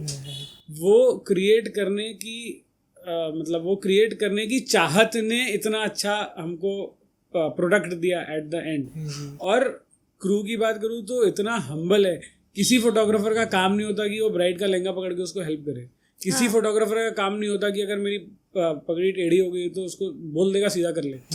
बट यहाँ पे because everyone is so involved, everyone wants that to come out, they were so helpful. किसी क्रू ने कभी चिल्लाया नहीं, कभी खराब नहीं बात किया, खराब तो छोड़ो, मैं बोल रहा अच्छे से जो नहीं करना चाहिए वो भी किया। तो it was amazing with TMT, मतलब there is no doubts and I would recommend people should you know. Of course हमारी शादी डेस्टिनेशन थी, TMT बाहर गया, शूट किया, और आप लोग देखोगे ही प्रोडक्ट में हमारे, और यूपी हो लखनऊ हो, you should 100% go with TMT। हाँ, एनी प्लेस। और कपल में तो इंटरेस्ट हर कोई दिखाता है, बट आप लोगों ने एक्चुअली में फैमिली फ्रेंड्स, आप हमारे फ्रेंड्स के पास भी गए, वे दे वर स्टेइंग, आपने उनसे रिकॉर्डिंग्स ली, सब कुछ लिया, हमें पता ही नहीं चला आपने हमारे फ्रेंड से कब बात किया। हाँ, और उनको एक्चुअली में आपने पुश किया टू गिव यू, मतलब कि वो हमारे मतलब दे ऑल्सो गॉट एक्साइटेड, उनको भी इन्वॉल्व फील हुआ, वरना फ्रेंड्स आते हैं अपना, उनको कोई इतना कुछ वो नहीं करता है। और हमें वो फाइनल प्रोडक्ट में दिखा, वो हमारे लिए भी सरप्राइज था, हमें भी नहीं पता था कि हमारे फ्रेंड्स ने हमारे लिए कुछ रिकॉर्ड तो किया। आपने हर किसी में इतना इंटरेस्ट दिखाया, तभी जाके ऐसा मतलब कंटेंट निकला जिसमें सब कुछ है, हमारे दोस्त भी है, सब कुछ है। तो इट इज़ एक बोलते हैं ना, एक पूरा complete package where you are fully satisfied, वो हमको मिल पाया क्योंकि आपने इतने एफर्ट्स किए। सो मतलब kudos, hats off, hats off. Thank you भैया। एक चीज़ जो यहाँ के जो लोग हैं जो वेडिंग प्लान कर रहे हैं, कई बार जो डेस्टिनेशन वेडिंग की जो हम लोग देखते हैं कि ज़्यादातर लोग जैसे दिल्ली हो गए या मुंबई हो गए, वहाँ के लोग ज़्यादातर डेस्टिनेशन वेडिंग को प्रीफर करते हैं। बट यूपी साइड में अभी ये ट्रेंड थोड़ा सा कम है, और अगर है भी तो उनको मतलब आई एम श्योर डर लगता है कि वेंडर कौन होगा और कहाँ से टीम हायर करनी चाहिए। इनफैक्ट क्योंकि आपके साथ में हमको एक प्लस पॉइंट ये था कि आप टेक्निकल थे, आप चीज़ों की डेप्थ को समझते थे, चाहे वो फोटोग्राफी का सेक्शन हो और चाहे वो सिनेमेटोग्राफी का सेक्शन हो। बट यहाँ पे ना अभी लोगों को इतनी अवेयरनेस नहीं है कि उनको लगता है कि वेडिंग फोटोग्राफी में ही सारी चीज़ें आती हैं। तो जो वेडिंग की वीडियो होती है और जो वेडिंग की फिल्म होती है, उसमें क्या बिग डिफरेंस आप देखते हैं कि उनको अंदाज़ा रहे कि 4 मिनट की वीडियो में और 25 मिनट की वीडियो में क्या अंतर होता है और वो क्या मिस करते हैं? नहीं, अगर आप डेस्टिनेशन वेडिंग की प्लानिंग करें तो आप बिल्कुल सही बोल रहे हो, ये यूपी नहीं, बहुत लोगों को इससे डर लगता है। और मैं ये नहीं बोलूँगा ईजी होता है, डेफिनेटली ईजी नहीं होता, बहुत हैसल होता है, इतना सामान लेके जाना, इतने लोगों को बुलाना, इतने एक्सपेंसेस बेयर करना, कैसे सामान वापस आएगा, कैसे एक एक चीज़ का प्लानिंग। भाई आप अपने घर में होते हो तो आपके पास 4 वेंडर्स अपने हाथ के नीचे होते हैं, 4 फ्रेंड्स अपने हाथ के नीचे होते हैं, 4 रिलेटिव्स अपने हाथ के नीचे होते हैं, सब आपको हेल्प कर रहे होते हैं, आपका काम हो जाता है, चल जाता है। बट जब आप एक डेस्टिनेशन प्लान कर रहे होते हो तो आप एक इंटायरली डिफरेंट शहर में जाके, एक इंटायरली डिफरेंट स्टेट में जाके बहुत बार उस चीज़ को प्लान करते हो, तो ईजी बिल्कुल भी नहीं होता। बट हाँ, थोड़ा सा प्लानिंग, थोड़ा सा अपनों वालों का सपोर्ट, थोड़ा सा ब्राइड ग्रूम का सपोर्ट, थोड़ा सा अपने वेंडर्स का सपोर्ट मेक्स इट हैपन। हमारी भी हुई ना जी, सब मूवी देख ही रहे हैं ना, सबको मज़ा आया। तो इजी नहीं है बट इम्पॉसिबल भी नहीं है। अगर कोई डेस्टिनेशन वेडिंग करना चाहे तो थोड़ा हिम्मत करके उसको करना चाहिए, और पहले ही मान के कि नहीं बहुत डिफिकल्ट है, नहीं हो सकता, या पुराने समय से चलता आ रहा है कि अपने घर पे करो ना बेस्ट होता है, उस सेंग में नहीं जाना चाहिए। थोड़ा डिफिकल्ट होता है बट हो जाता है। हमें भी वेंडर्स मिले, आपको भी मिलेंगे। एंड ऑफ कोर्स रेफरेंस एक चीज़ है, और दूसरा आज की दिन इंटरनेट की दुनिया इतनी खुली है कि और कोई कमी नहीं है. Wedding is an industry which is growing every year. और कोविड के बाद तो एक लाजवाब जंप देखा है हमने इंडस्ट्री में. तो बहुत लोग हैं काम करने वाले, और बैकग्राउंड चेक करके किसकी शादियाँ किया रेफरेंस से आप 100% अच्छे वेंडर्स चूज कर सकते हो. हमारे लिए TMT बहुत अच्छा वेंडर था, और ऐसे ही बहुत और भी वेंडर्स हैं for decor, for event planning, for dances, for choreography. You can always do it. But पहले दिन ही बोल के कि नहीं बहुत डिफिकल्ट है पीछे नहीं हटना, और सब हो जाता है. वो 2 दिन या 3 दिन शादी के इतना प्रेशर, इतना काम होता है उन 8, 10, 15 की लोगों पे घर के ब्राइड ग्रूम के अलावा, कि सारे काम ऑटोमेटिकली निकल जाते हैं. It has to happen. और मजे के साथ निकलते हैं. मतलब of course it all the entertainment comes along. मतलब you feel like you are going on a trip with so many people. And with some work. The journey is so beautiful. आप जा रहे होते हो, मतलब एज अ ब्राइड तो I would say कि जब मैं ट्रैवल कर रही थी तो वो एक एक वो घबराहट, फन पार्ट, सबका साथ में जाना. पूरी फ्लाइट में ऐसे लगता है कि सिर्फ आप अपने ही अपने लोगों, हंसी मजाक करते हुए जाना, पूरा खाते पीते. मारवाड़ी लोग जैसे ट्रैवल करते पूरे बहुत सारे चाय नाश्ते के साथ, पूरा सब एक दूसरे को खाना पिलाना, ऐसे लगता है फ्लाइट भी खुद ही की है, सब कुछ खुद ही का है. तो वो सब नॉर्मली मतलब लोकल वेडिंग होती है तो सब अपना अपना आता है, इतना कुछ देखने को नहीं मिलता है. तो वो सब बहुत मज़ा आता है from start to end. It is a lot of responsibility but with a lot of entertainment. Now you can decide आपको घर में शादी करना है कि बाहर जाके शादी करना है. और जहाँ तक आपने पूछा कि एक वेडिंग वीडियो और एक वेडिंग फिल्म में क्या फ़र्क होता है, वो उतना ही बड़ा फ़र्क है जितना आप एक 4 मिनट की वीडियो अपने आईफोन पे या अपने एंड्रॉयड फ़ोन पे रिकॉर्ड करते हो वर्सेस आप एक मूवी जाके थिएटर में देखते हो. बस उतना ही फ़र्क है, इससे ज़्यादा मैं मतलब I don't want to elaborate. I think you understand. एक वीडियो में स्टोरी हो नहीं हो, थोड़ा ऊपर नीचे हो, सिंक हो नहीं हो, सब चल जाता है because it is a very short lived thing. एक मूवी को क्यूरेट करना actually takes a lot of effort. From disclaimer to thank you. अगर वो सिंक मेंटेन नहीं हुआ, वो स्टोरी मेंटेन नहीं हुई, वो ऑडियो विजुअल एक लाइन में नहीं रहा, वो ब्राइटनेस, क्रिएटिविटी ऊपर होना नीचे होना, अब मुझे नहीं पता लोगों को टेक्निकल्स कितने समझ में आते हैं, मुझे थोड़े आते हैं, बट उतना ही फ़र्क है जितना आप एक फ़ोन से वीडियो रिकॉर्ड करो और आप एक मूवी हॉल में जाके मूवी देखो, उतना ही फ़र्क है. और वेडिंग एक बहुत बड़ा वर्ड है, I am sure her couple के लिए वो एक बहुत बड़ा दिन है तो उसमें ऐड हो जाता है. तो I would always say you would want a wedding movie and not a wedding video. It is a story of our entire wedding. मतलब कोई हमारी वेडिंग फिल्म आज देखेगा ना, उसको ऐसा लगेगा कि वो हमारी वेडिंग में है, वहाँ पे प्रेजेंट. वो हमारी वेडिंग का एक एक मोमेंट जो कि वो पूरा जी जाएगा. बस वही एक फ़र्क है एक मूवी में और एक फिल्म में, मतलब एक वीडियो में. मतलब हमारी पूरी वेडिंग में उसको ऐसा लगेगा कि वो वहाँ पे मौजूद है, उसके सामने ये सब हो रहा है. मतलब हमारी पूरा जो वेडिंग एक्सपीरियंस मैं बोलूँगी, not only the wedding experience, हमारी back story is also reflected in that. कहीं ना कहीं उस तरीके से ही वो पूरी डिज़ाइन की गई है. तो which makes the story more connecting. तो वो हमारी पूरी लाइफ की कहानी है एक्चुअली. डेस्टिनेशन वेडिंग के दौरान हमने इधर 3 से 4 डेस्टिनेशन वेडिंग्स करी, और उसमें मैंने एक चीज़ ऑब्ज़र्व करी है कि जैसे लोग डेस्टिनेशन करने जाते हैं, जैसे जिम कॉर्बेट में अभी मैंने एक काम किया वहाँ पे, वो भी मारवाड़ी पार्टी थी, और उन्होंने 2 दिन के लिए उस वेन्यू को लिया हुआ था, और वहाँ पे ना वो अपने ट्रेडिशनल फंक्शंस को भी वहाँ पे कर रहे थे. जैसे हल्दात का फंक्शन होता है वहाँ पे, एंड ब्राइड जिस दिन शादी हो रही होती है तो उस दिन भी उसका एक कोई ट्रेडिशन फंक्शन होता है.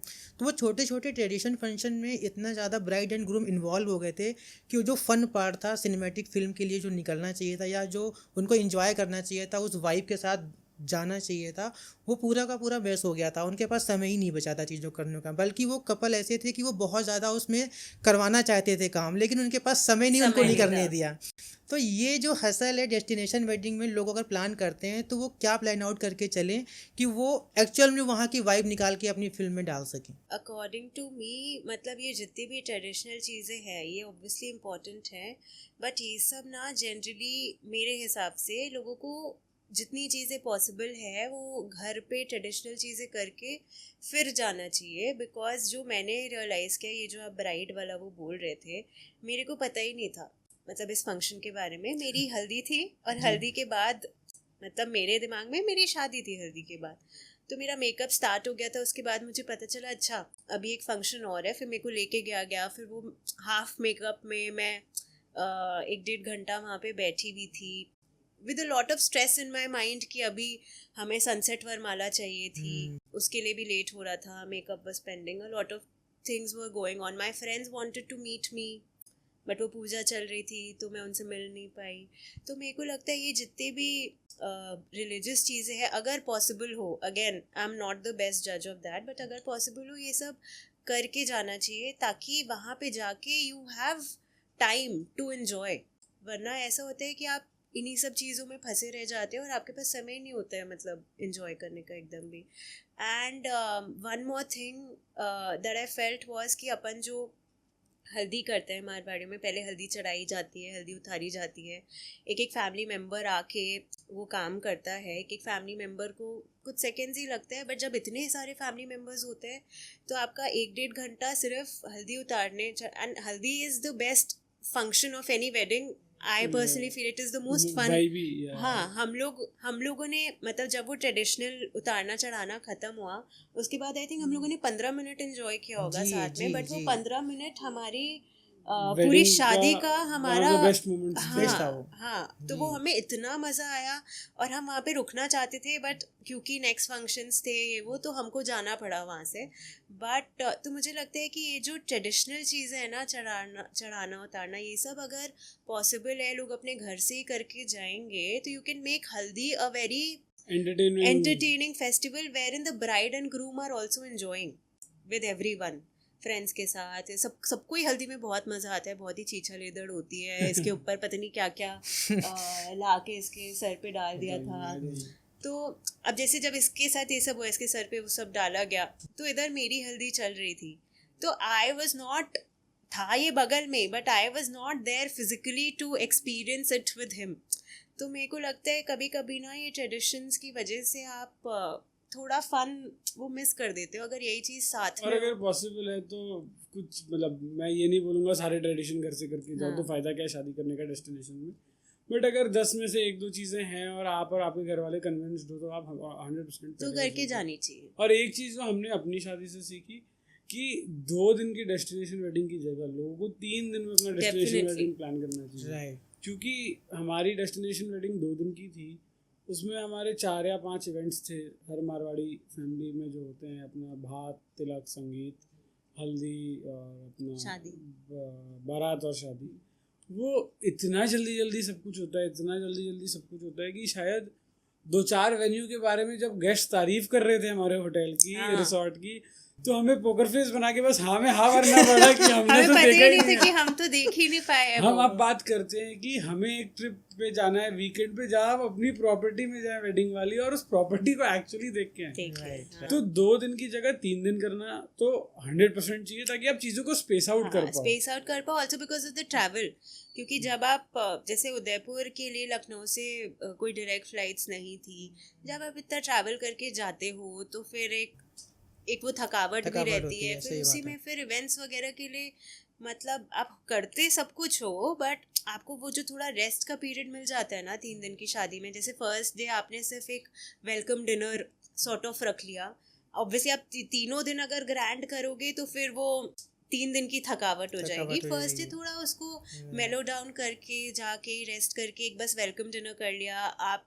हो, आपके गेस्ट्स हैं, सबसे चिट चैट कर रहे हो, सबके साथ टाइम स्पेंड कर रहे हो, and then from the second day you can start with bhat and all the traditional. या एक इवेंट फर्स्ट डे के शाम को कर लिया, सूफी नाइट टाइप जैसे आजकल लोग करते हैं, और फिर अगले दिन 2 इवेंट कर लिया और शादी वाले दिन सिर्फ शादी रख लिया। शादी वाले दिन तो सिर्फ शादी ही करनी चाहिए स्पेशली। बट ऐसा जनरली होता नहीं है मारवाड़ी वेडिंग्स में, और ये तभी पॉसिबल है अगर आप 2 की जगह 3 दिन। ये हमने रियलाइज किया अपनी शादी में कि अगर आप 3 दिन की शादी करते हो तो आप एक इवेंट, ब्राइड ग्रूम एक इवेंट से आ रहे हैं, एक इवेंट से जा रहे हैं, एक इवेंट से आ रहे हैं, एक इवेंट से जा रहे हैं, और गेस्ट्स को भी कुछ मिलता नहीं है। एक इवेंट से आएंगे जाएंगे, उनको बीच में 2-2.5 घंटे मिलते हैं, which is a very short span for anyone to rest. बड़े भी होते हैं, एल्डरली भी होते हैं, कपल्स के बच्चे भी होते हैं, छोटे छोटे इन्फेंट्स भी होते हैं, सबको ही तो इफ देखना इट है इज आपको। पेस्ड हाँ। Out in 3 days, I think शादी वाले दिन सिर्फ शादी कर लिया, फर्स्ट डे एक इवेंट कर लिया, बीच वाले दिन 2 इवेंट कर लिया, तो you can of course traditions तो होंगे, चल रहे हैं, चलते रहेंगे, and which is an important part, उसके साथ your enjoyment can increase. Enjoying also, especially I feel like when you want a sunset वरमाला, तो सनसेट वरमाला के लिए तो आपको उस दिन कुछ रखना ही नहीं है। हमारे केस में the biggest mistake that we did was उस दिन सुबह हमारी हल्दी थी, जिसमें हमको बहुत मजा आ रहा था। जब मजा आना शुरू हुआ तब we had to leave, and उसके बाद मतलब literally you will see it in the clip, my husband, because we wanted a sunset Varmala, he left the barat behind, और मतलब होता है ना दोस्त लोग आपको आगे नहीं जाने दे रहे होते हैं, तो he was in the car और इसके दोस्त लोग आके सब नीचे लेट गए। एक दोस्त ने गाड़ी की चाबी निकाल ली कि नहीं जाएगी गाड़ी आगे, हमको नाचना है, तो ये लिटरली गाड़ी से उतरा और वो भागने लगा। हाँ, ये इसको सब लोग चिल्ला रहे भगौड़ा दूल्हा भगौड़ा, पता नहीं क्या क्या चिल्ला रहे, ये भागे जा रहे हैं। मुझे ऑब्वियसली बाद में पता चला ये भाग रहा है और पूरी टोली इसके पीछे पीछे भाग रही है, सब इसको लोग भाग रोकने रहे थे। का। तो वो वैसा सीन था। आज भी ना लोगों से अपनी शादी के बारे में बात होती है तो लोग मेरे को यही याद दिलाते हैं कि बहुत कुछ देखा है, ऐसा लड़का तो नहीं देखा जो शादी करने के लिए लिटरली भाग रहा है, बट वो भाग इसीलिए रहा था क्योंकि इसने मतलब हमें दोनों को ही सनसेट वरमाला ही चाहिए थी। मैंने वहाँ पे गौर किया था जब गेटिंग रेडी हम लोगों ने शूट किया इनका, और कोरत का जब टाइम आता है तो इनसे फैमिली में शायद हो रहा था कि यार मतलब फंक्शंस भी करना है, और मैं ये देख रहा था कि स्ट्रेस होना चाहिए था इनको, लेकिन मैं इनको देख रहा था स्ट्रेस नहीं था, क्योंकि पता था ना भाग लेगा। हाँ वही और उसको बड़ी अच्छे से इन्होंने टैकल किया, मतलब वहाँ पे जैसे कहता कि नहीं हो जाएगा, टेंशन ना लो। मैंने भी एक बार इनसे पूछा कि भैया अंधेरा तो नहीं हो जाएगा, कह रहे सब टाइम पे होगा, सब टाइम पे मैं होगा। भाग हाँ। अरे वो लिटरली मतलब एक फ्रेंड तो बताते हैं इसका कि वो ना ऐसे ऐसे ऐसे ऐसे कर रहा था कृष्णा, बार बार उसका मोटिव था कि आगे बढ़ाओ आगे बढ़ाओ आगे बढ़ाओ, तो आधे लोगों को लग रहा था कि कृष्णा कोई डांस स्टेप कर रहा था तो वो ऐसे ऐसे कर रहा था, तो बाकी लोग भी ऐसे ऐसे कर रहे थे, बट वो एक्चुअली इसका इशारा था कि जल्दी जी। जल्दी जल्दी बढ़ाओ बढ़ाओ बढ़ाओ। जी।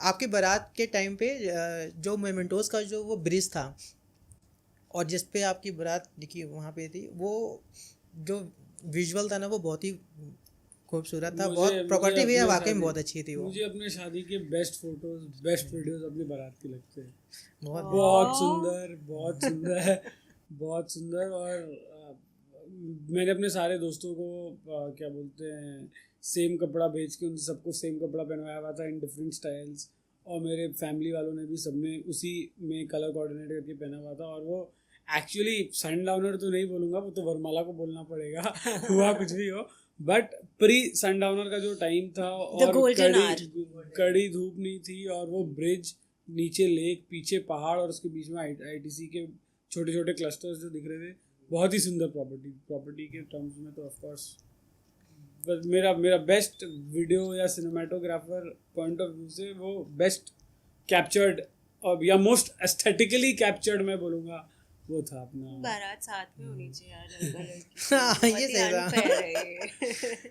था। शादी के टाइम पे जब आप लोगों का मंडप वाला सीन चल रहा था तो वो हम लोगों के लिए एक अच्छा एक्सपीरियंस था और एक सरप्राइजिंग भी था हमारे लिए, बिकॉज नॉर्मली जो हम लोग वेडिंग शूट करते हैं मारवाड़ी कम्युनिटी की, और मंडप बहुत ही अच्छे तरीके से होता है, बट उसमें मैंने ना कुछ चीज़ें ऐसी देखी आपके रिचुअल्स में जिसने विजुअल में 4 चांद लगा दिए, और वो हमारे लिए बिल्कुल नई चीज़ थी।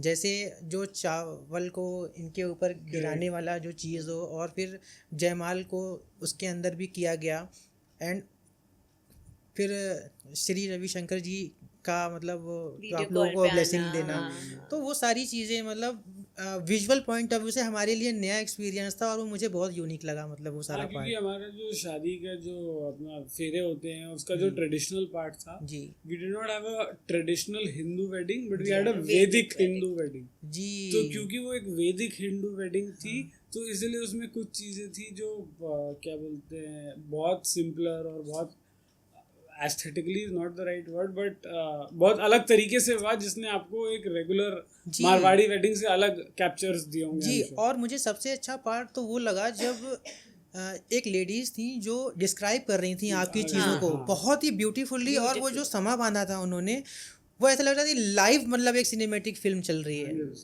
और सबकी शादियों को 3 घंटे लगते हैं, हमारी शादी 1-1.25 घंटे में पूरी हो गई। हाँ, 1.25 घंटे में हुई थी, लेकिन क्वालिटी था मतलब उसमें। क्वालिटी था।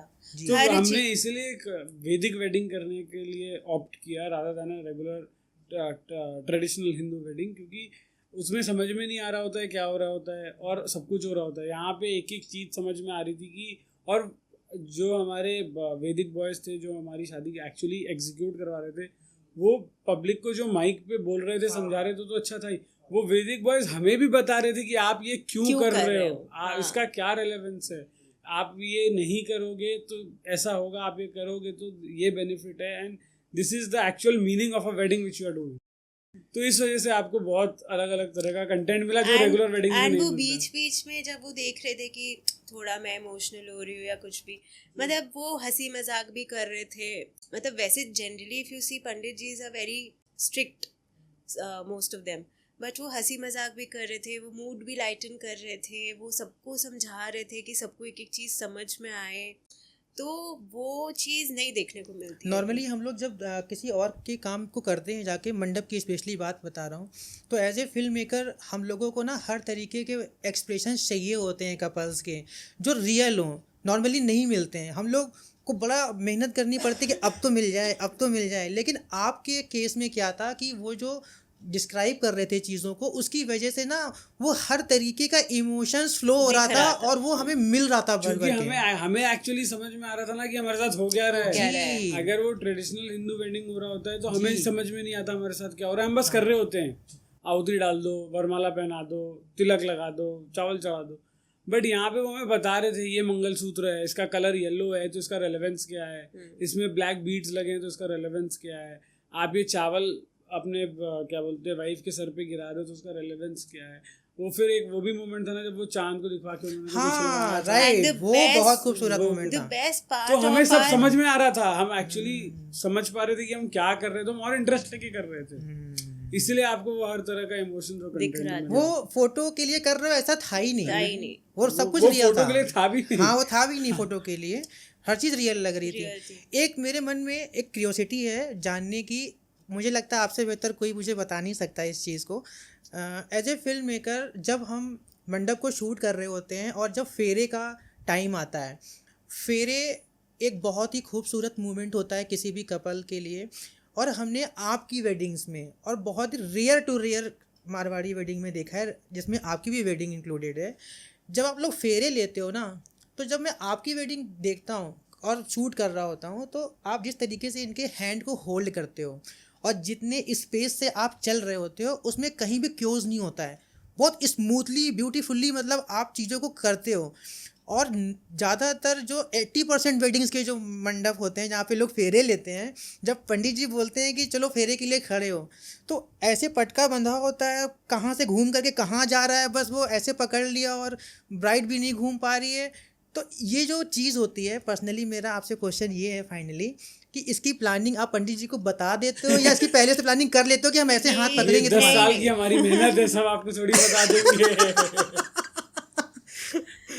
नहीं, बट मंडप के लिए ये मैं बहुत पर्टिकुलर थी कि मेरे को ऐसे बीच में कहीं मंडप नहीं बनाना है जहाँ पे सब चढ़ जाए, वरना जनरली क्या होता है मंडप बहुत ही क्योटिक हो जाता है कि सब लोग बैठ जाते हैं और ब्राइड का लहंगा इतना भारी होता है कि उसको चलने की जगह तक नहीं होती है, और फिर हर फोटो में हर वीडियो में हसल दिखता है, हसल दिखता है, कोई सो रहा है, कोई कुछ कर रहा है, वो भी बैकग्राउंड में आता है। वीडियो के लिए शादी करी है? नहीं मतलब ये चीज़ मैंने बहुत सारी शादी में देखा है कि होता ही है। तो इसीलिए मुझे ये था कि हमें एक तो मंडप चाहिए साइड में, मतलब जहाँ से पीछे से चढ़ने का कोई वो नहीं हो कि पीछे से लोग चढ़ जा रहे। तो हमारे मंडप में चीज़ें थोड़ी स्पेस्ड आउट थी, सही बात है। इसीलिए वो एकदम भी क्योटिक नहीं था, सिर्फ हम थे और जो हमारी शादी करवा रहे थे वो थे, और बीच बीच में जब जिसकी ज़रूरत हो रही थी, मम्मी पापा कोई भाई का काम था तो वो आ रहे थे और वो लोग चले जा रहे थे, तो इसलिए वो क्योस नहीं था। और आपको इसलिए भी एस्थेटिक कंटेंट मिला हमारे मंडप से, क्योंकि आपको याद है कि नहीं, बट कोइंसिडेंटली चांद जो था वो एकदम हमारे मंडप के ऊपर था। हाँ आप कोई भी वीडियो जी, फोटो में देखना जी, चांद जी। एकदम हमारे लिटरली मन में जिस फोटो तो में वो मेरे को सिंदूर लगा रहा है उस फोटो में मैं हूँ कृष्णा और पीछे एक चांद चांद है। है। और वो second most aesthetic content of my wedding, अगर मेरे से पर्सनली पूछोगे आप तो, कि मंडप के पीछे चांद। मैंने इतने वीडियोस देखे, इतने मूवीज देखे, फोटोज देखे, शादियां अटेंड करी, रील्स देखता हूँ मैं भी, मैंने कभी नहीं देखा, मतलब it my wedding was the first one. तो वो एक अलग, मतलब ऑफ कोर्स नेचर के एस्थेटिक से खेलना इज वन लीग अहेड। अभी भी मेरे क्वेश्चन का आंसर नहीं मिला। वो जो हाथ पकड़ने वाला था उसकी क्या प्लानिंग होती है? देखिए ऐसे प्लानिंग होती हो गई। ये जो लोग अब जो अपकमिंग क्लाइंट हैं, मतलब हमारे जो भी अब शादी करेंगे, उनको क्या सजेशन दे सकते हैं जो मुझे आपके जैसा कुछ कंटेंट मिल जाए कि मेरे को फेरे स्मूथ मिल जाए? उसकी क्या उनको प्रिपरेशन करनी चाहिए? क्या ये चीज़ पंडित की रिस्पॉन्सिबिलिटी या कपल की रिस्पॉन्सिबिलिटी है? जी की रिस्पॉन्सिबिलिटी, ये मोमेंट का। हाँ मतलब थोड़ी बहुत कपल की रिस्पॉन्सिबिलिटी है कि लोग है ना फेरे के टाइम को बिल्कुल भी वो नहीं करते, मतलब समझते कि इट अब इज तो निकट गया सारा, ये तो बस हाँ It ये is a पूजा पाठ tradition, का है, ये tradition। ट्रेडिशन है, तो जी। इसको ज्यादा वो नहीं करते। बट इस चीज में भी थोड़ी बहुत प्लानिंग करनी चाहिए, घर वालों से पहले से बात करके रखनी चाहिए कि जी आपके पास स्पेस है और सब कुछ है। एंड उसके अलावा मतलब जो भी इमोशंस है, बहुत लोग अपने इमोशंस को पता नहीं क्यों कंट्रोल करने की ट्राई करते सप्रेस हैं। करना। मैंने देखा है जब सिंदूर लग रहा होता है, मंगलसूत्र पहना रहे होते हैं, तो उनके अंदर इमोशंस आ भी रहे होते हैं तो भी पता नहीं क्यों वो सप्रेस करते हैं। मैं कहती हूँ जैसे भी आपके अंदर इमोशंस आ रहे हैं, आपको खुशी हो रही है, मेरे फेरे के टाइम में मैं कितनी बार हंसी होंगी, मैं कितनी बार रो भी रही होंगी, मतलब मेरे जो जो इमोशंस आ रहे थे वो सब इमोशंस मेरे चेहरे पे थे उस टाइम पे। तो मैं ये सलाह दूंगी कि अपने इमोशंस को बिल्कुल भी सप्रेस मत करो। रोना आ रहा है रो, हंसना आ रहा है हंसो, क्योंकि फिर वो चीजें ना दिखती है बाद में। अगर आप फोटो के लिए करते हो तो रियल नहीं रहता है। नहीं और रहता है। खुद भी वही याद रहती है। आज Right. आज इसको इतना याद है क्योंकि इसको याद है कि इसके जो भी इमोशंस थे सब बाहर थे। अगर वो आप एक्टिंग करवा लेते या वो एक्टिंग करके कर लेती तो इसको खुद भी नहीं याद रहता कि मेरा फेरा कितना सुंदर था मेरे लिए, या मेरा फेरा कितना वो था मेरे लिए, like it was so nice for me करके। अगर आप एक डेस्टिनेशन वेडिंग प्लान कर रहे हैं तो उसमें फोटोग्राफर्स का सिलेक्शन करते समय क्या क्या की पॉइंट ध्यान में रखने चाहिए? एक तो मैं बोलूँगा कि जब डेस्टिनेशन वेडिंग करते समय लोग फोटोग्राफर को चूज़ करते हैं तो फोटोग्राफर उनकी कभी प्रायोरिटी नहीं होता। ये अवेयरनेस पिछले 2-3 सालों में थोड़ी बेटर हुई है, जो कि और बेटर होनी चाहिए। और इसलिए मैं ये बोलना चाहूँगा कि लोग कहते हैं कि ठीक है फोटोग्राफर तो कोई भी आ जाएगा, हमारा काम कर देगा। और जैसे मैंने पहले भी बोला था, फ़ोटो खींचना सबको आता है, फ़ोटो खींचना मुझे भी आता है। मैं खुद बोल रहा हूँ मुझे इतना शौक है, इसलिए मैं इतनी बातें कर पा रहा हूँ। फ़ोटो खींचना सबको आता है, बट उसको प्लान करना। So one thing I would say is कि जब आप किसी भी फोटोग्राफर को हायर करो तो वो फ़ोटो खींच देगा, वीडियो बना देगा, बट वो प्लानिंग में कितना स्ट्रांग है आपको बातों से इनडायरेक्टली समझ के, बाकी इवेंट्स के बारे में बात करके वो समझना चाहिए। आइडियाज़, उसका क्रिएटिविटी कितना है, उसका टीम उसके साथ अलाइंड है कि नहीं। बहुत बार मैंने देखा है शादियों में अपना मैनेजर टीम का कुछ बोल रहा है, मालिक कुछ बोल रहा है, फोटोग्राफर अपना ही कर रहा है, क्योंकि आर्ट है। हम समझते हैं आर्ट मेरे लिए, आपके लिए, साक्षी के लिए, आपके क्रू के लिए, सबके लिए अलग हो सकता है, अलग होता ही है। बट वो टीम 100% सिंक नहीं तो 70% सिंक में तो है ना, 80% सिंक में तो है ना, आपके साथ तो सिंक में ना कि आपको जो चाहिए वो उसी लाइन में सोच रहा है। और फोटोग्राफर को ऐसे नहीं ट्रीट करना चाहिए कि अरे फोटोग्राफर ही तो करना है, किसी को भी ले लेंगे, अरे ठीक है 2 लाख से बजट कम कर देंगे। ये अवेयरनेस बहुत बड़ी है पिछले 3-4 सालों में, बहुत प्रायोरिटीज़ मिल रहे हैं फोटोग्राफर्स को। लोग पहले फोटोग्राफर्स को पैसे नहीं देना चाहते थे, अब they are hiring good experienced people who have the knowledge of the art. So of course this is one point of focus. Second point of focus is her photography team में मुझे लगता है ना 3 काम होते हैं। प्री प्रोडक्शन काम करना, एग्जीक्यूशन करना उस दिन पे, और पोस्ट प्रोडक्शन। राइट। आपको सिर्फ शूट कैसा कर रहा है या फोटो कैसा दिखा रहा है, वीडियो कैसा दिखा रहा है, उस पर नहीं जाना चाहिए। आपको मेक श्योर करना चाहिए कि आप समझ पाओ कि तीनों को वो टीम कितना इंपॉर्टेंस दे रहा है। अगर पोस्ट प्रोडक्शन वाला काम अपना अच्छे से नहीं करेगा तो आपको अच्छा प्रोडक्ट नहीं मिलेगा। राइट। अगर प्री प्रोडक्शन वाला काम अपना अच्छे से नहीं करेगा तो आपको एग्जीक्यूशन डे पे या शूट डे पे आपको वो कंटेंट नहीं मिल पाएगा जो आप शायद सोच रहे होगे या जिस सपने की दुनिया में आप रह रहे होगे। Right. और प्री प्रोडक्शन वाला अगर क्रिएटिव नहीं होगा तो वो रह के भी वेस्ट है। तो तीनों डिपार्टमेंट्स को जज करना while hiring someone for your big day is very very important. और फिर अगर फोटोग्राफर्स के क्रू को, टीम को, या जिसको हायर कर रहे हैं, वेंडर को आप बांटो तो वो 2 पार्ट में काम करते हैं। तो एक होता है फोटो पार्ट ऑफ इट, एक होता है वीडियो पार्ट ऑफ इट। तो जितना 10 फोटो देख के आप फोटो को इम्पोर्टेंस देते हो उतना ही इम्पोर्टेंस आपको वीडियो को भी देना चाहिए। रादर मैं बोलूँगा वीडियो को भी नहीं, वीडियो तो फ़ोन वाला होता है, मूवी को, फिल्म को, सिनेमाटोग्राफी को, कि वो क्या सोच रहा है, वो क्या डिलीवर कर सकता है, वो क्या एक्चुअली, मैं अगर एक लाइन में बोलना चाहूँ, कोई एक वीडियो को मूवी बना पा रहा है क्या? अगर वो टीम एक वीडियो को मूवी बना पा रहा है तो you have to go for it. मतलब जितना इम्पोर्टेंस फोटो को दिया जाता है coming from years and years, उतना इम्पोर्टेंस हमें वीडियो वाली टीम को भी देना चाहिए। एंड आपके पास मान लीजिए आपने कंटेंट सारा शूट कर लिया, अगर आपका पोस्ट प्रोडक्शन अच्छा नहीं है तो आप वो कंटेंट आपके लिए वेस्ट है, आप उसका कुछ कर नहीं। वो कंटेंट है, वो कंटेंट है, वो इमोशन नहीं है, वो इमोशन नहीं है, वो आर्ट नहीं। तो उसको उस चीज़ में कन्वर्ट करना इज़ वेरी वेरी इंपॉर्टेंट।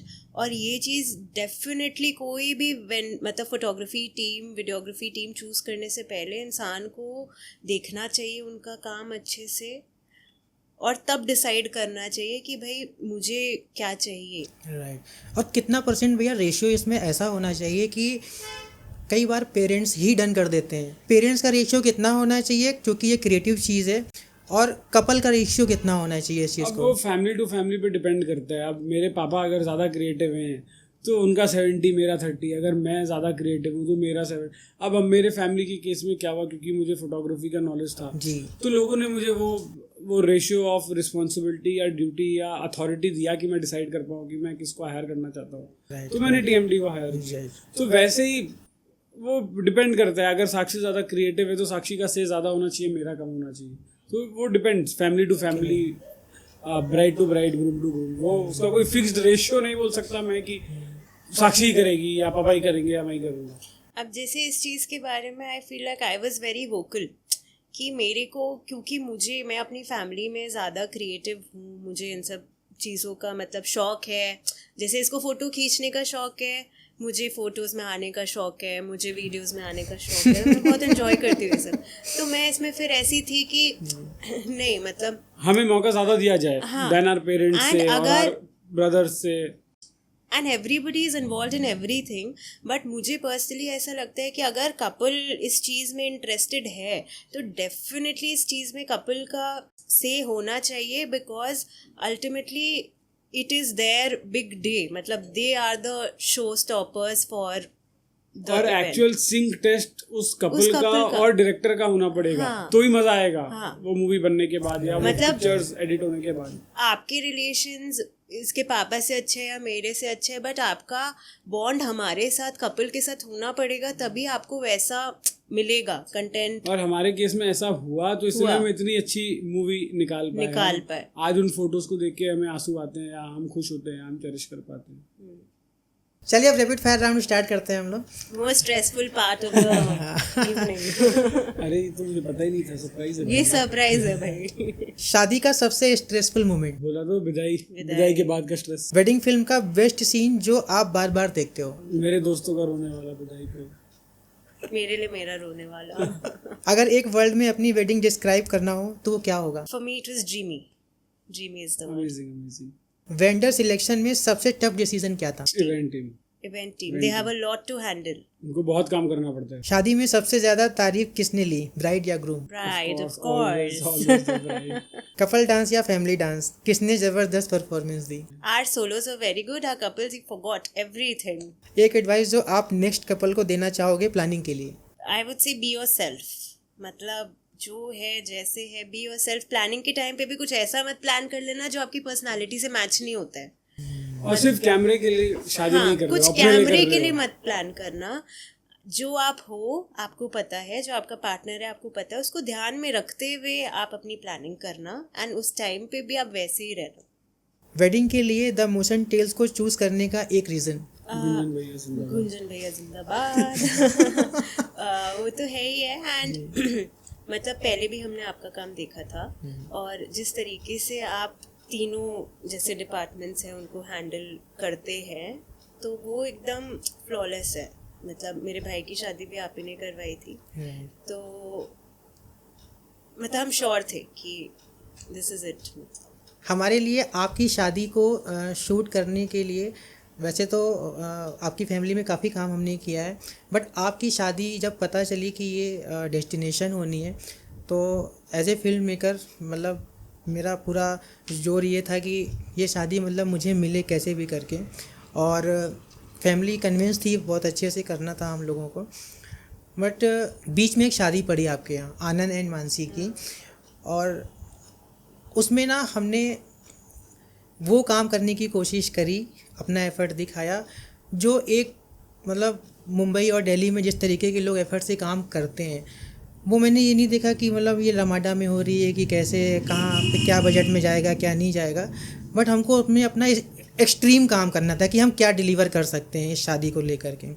तो कहीं ना कहीं मेरे दिमाग में एक तो वो कपल भी चल रहे थे, और मेरे माइंड में चल रहे थे कृष्णा जी, क्योंकि कहीं से मुझे समझ आई थी कि गुंजन आपको तो चलो हम चाहते हैं कि आप चलो, लेकिन ग्रूम का सेटिस्फाई होना बहुत ज़रूरी है आपको मतलब हायर करने के लिए। और ये एक स्ट्रेसफुल मोमेंट ये भी था कि जब आप लोगों का पिकेडली में हमने पहला इवेंट किया था, तो मैं वहाँ पे कृष्णा जी का ना टेक्निकल स्किल देख चुका था वहाँ पे, कि इनको मैं बातों से तो नहीं खुश कर पाऊँगा, क्योंकि ये जिस तरीके से टेक्निकलिटी में बहुत अच्छी नॉलेज रखते हैं, और कहीं ना कहीं हमको ऐसे ही क्लाइंट चाहिए जो अवेयर हो मतलब हमारी फील्ड से, तो काम ईजी हो जाता है। तो वो एक प्लस एडवांटेज था। और फिर हम लोगों ने काम किया वो वाला, और आप आए भी थे मतलब उसमें। हाँ, तो वो कहीं ना कहीं लगा कि हाँ ये बात हम लोगों की बन जाएगी। और जब कृष्णा जी का मुकुंद भैया के थ्रू आया मैसेज कि उन्होंने ये बोला केवल फ़ोन पे कि गुंजन तुम उदयपुर चल रहे हो, वो उनका सुनना बोलना, और इधर से पूरी जो टीम थी सब वेट कर रही थी कि गुंजन भैया कब एक मैसेज डालेंगे कि सब लोग चल रहे हैं। तो सब लोग काफ़ी खुश हुए कि चलो इसमें कुछ ना कुछ हम लोगों को बेहतर करके लाना है इस वाले काम में। और वो आप लाए भी, और मेरे को अभी भी याद है आपका बर्थडे भी था, बस मेरे को पहले नहीं पता था। हाँ 22 अप्रैल को बर्थडे के था। दिन भी आप काम कर रहे थे जी। नहीं, लेकिन आपने 100% वो डिलीवर किया जो हमने सोचा था, और जिस एक्सपेक्टेशन से हमने आपको हायर किया था उससे ज़्यादा ही किया। द मोशन टेल्स की जो सर्विस थी डिलीवरेबल को लेकर के, उसका एक्सपीरियंस कैसा था आपका?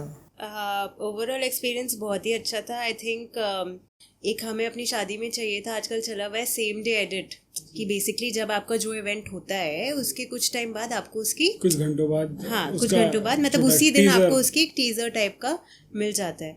तो आई थिंक आपके लिए बहुत स्ट्रेसफुल रहा होगा, आई एम श्योर, क्योंकि आपको वही कुछ ना कुछ चल रहा है, आपको कैप्चर भी करना है, उसी में कोई एडिटिंग टीम भी लगी है, उसी में वो एडिट भी कर रही है, डिलीवर कर रही है। तो डेस्टिनेशन वेडिंग करते तो आपके पास इतनी टेक्नोलॉजी नहीं होती, इतने लोग नहीं होते करने के लिए। आपके स्टूडियो पे आप तो आपके पास 4 लोग हैं करने के लिए, 4 कंप्यूटर है काम करने के लिए। बट जब सेम डे एडिट देना है तो आपके पास एक लैपटॉप, एक आदमी को आप स्पेयर करोगे 10 में से, बाकी को तो आपको कंटेंट शूट करना है ना, ब्राइड ग्रूम मारेंगे जी। तो हाँ, तो कंटिन्यू। तो फिर आई थिंक एक तो ये था, तो ये बहुत ही मेरे को लगता है स्ट्रेसफुल चीज़ है, but it turned out to be very good. मतलब द वीडियोस ऑफ वो गेस्ट्स लोगों को ना बहुत अच्छा लगता है अगर वो उनको मतलब वो वीडियो में कहीं दिख गए या कुछ भी, तो it's like a short glimpse of that event. और उनको ज़्यादा इन्वॉल्व फील होता है कि चलो हम भी कुछ कर रहे थे, हम भी वहाँ थे, हम भी कुछ कर रहे थे। और वो 2 घंटे बाद वो जब इंस्टेंट मेमोरी रिकॉल होता है तो ज़्यादा मज़ा आता है, वरना तो 20 दिन बाद डिलीवरी आएगी कंटेंट की, 30 दिन बाद आएगी। हाँ, तो वो भी कर पाना इज़ नॉट ईजी, क्योंकि उसमें क्या डालें, क्योंकि आपके पास इतना सारा कंटेंट होता है और वो आपको 1 मिनट का वीडियो बनाना है उससे, जिसमें आपको सब कुछ दिखाना है। तो वो भी बहुत डिफ़िकल्ट एक टास्क है जो कि आपने बखूबी निभाया, और हमें हर वीडियोस आई थिंक टाइम पे मिली। और शादी के दिन तो मतलब ऐसा था कि शादी मतलब फेरे ही चले लेट तक, फेरे चलते हैं इंसान के लेट तक, वैसे जनरली भी वेडिंग में फेरे लेट तक चल रहे हैं, उसके बाद आपको you can't sleep, you have to be up, आपको वो करना है, आपके पास डिलीवर करना है, हाँ, उसके 1 बाद घंटे ही- का टाइम है या 2 घंटे का टाइम है आपकी, फिर डेस्टिनेशन वेडिंग में अगले दिन आपको ट्रैवल भी करना होता है, the team also has to travel, तो उसमें भी आपको फटफट करके एकदम देना होता है। एंड आपके केस में तो आई जस्ट सॉ कि you were not ready to compromise on the मतलब कंटेंट, एकदम भी आपका ये नहीं था कि मैं कहीं ठीक है सेम डे एडिट है तो मैं इसको थोड़ा कॉम्प्रोमाइज़ करके ऐसे कुछ भी करके दे देता हूँ, तो आपके केस में वो नहीं था, आपने उसमें भी पूरा एफर्ट डाला है करने के लिए, तो वो सेम डे एडिट्स भी बहुत अच्छे थे और सबने तारीफ़ करी है उस चीज़ की। मुझे क्योंकि लग रहा था कि मुझे कहीं से भी मन में ये नहीं आया कि काफ़ी टाइम से तो मैं एक फैमिली का काम कर रहा हूँ तो नहीं भी करूँगा तो मुझे कोई कुछ नहीं बोलेगा लेकिन वो चीज़ नहीं होती है, बात होती है कमिटमेंट की कि आप कितनी ईमानदारी से अपने काम को कमिट करके डिलीवर करते हो, तो और आप वो काम चलाओ काम नहीं डिलीवर कर रहे हो, just for the sake of it आप वो काम चलाओ चीज़ नहीं कर रहे हो, आपने पूरा उसमें एफर्ट डाल के पूरा मतलब उसको अच्छे से करके डिलीवर किया है। और हमें पूरे इवेंट की डिलीवरी भी आई थिंक 30-30 डेज के आसपास मिल गई थी। जी, नॉर्मली तो 90 डेज़ के अंदर हम कर ही देते हैं भैया, कर ही देते हैं, बट 45-50 डेज में हालांकि आपने कर दिया था, और मेरे को जैसे ये था कि मेरे को अपनी छोटी छोटी क्लिप्स चाहिए। जी मैंने आपसे बोला था कि मेरे को अपनी हर क्लिप चाहिए छोटी छोटी, मैं रील्स बनाऊंगी, मैं ये करूंगी, मैं वो करूंगी, तो आपने वो भी मेरे को तुरंत ही जैसे ही वापस आए थे आपने एक हार्ड डिस्क पे मेरा सारा छोटी क्लिप्स, और अभी लाइक 1 हफ्ता पहले मैं बैठ के वही एक छोटी छोटी क्लिप खोल के देख रही थी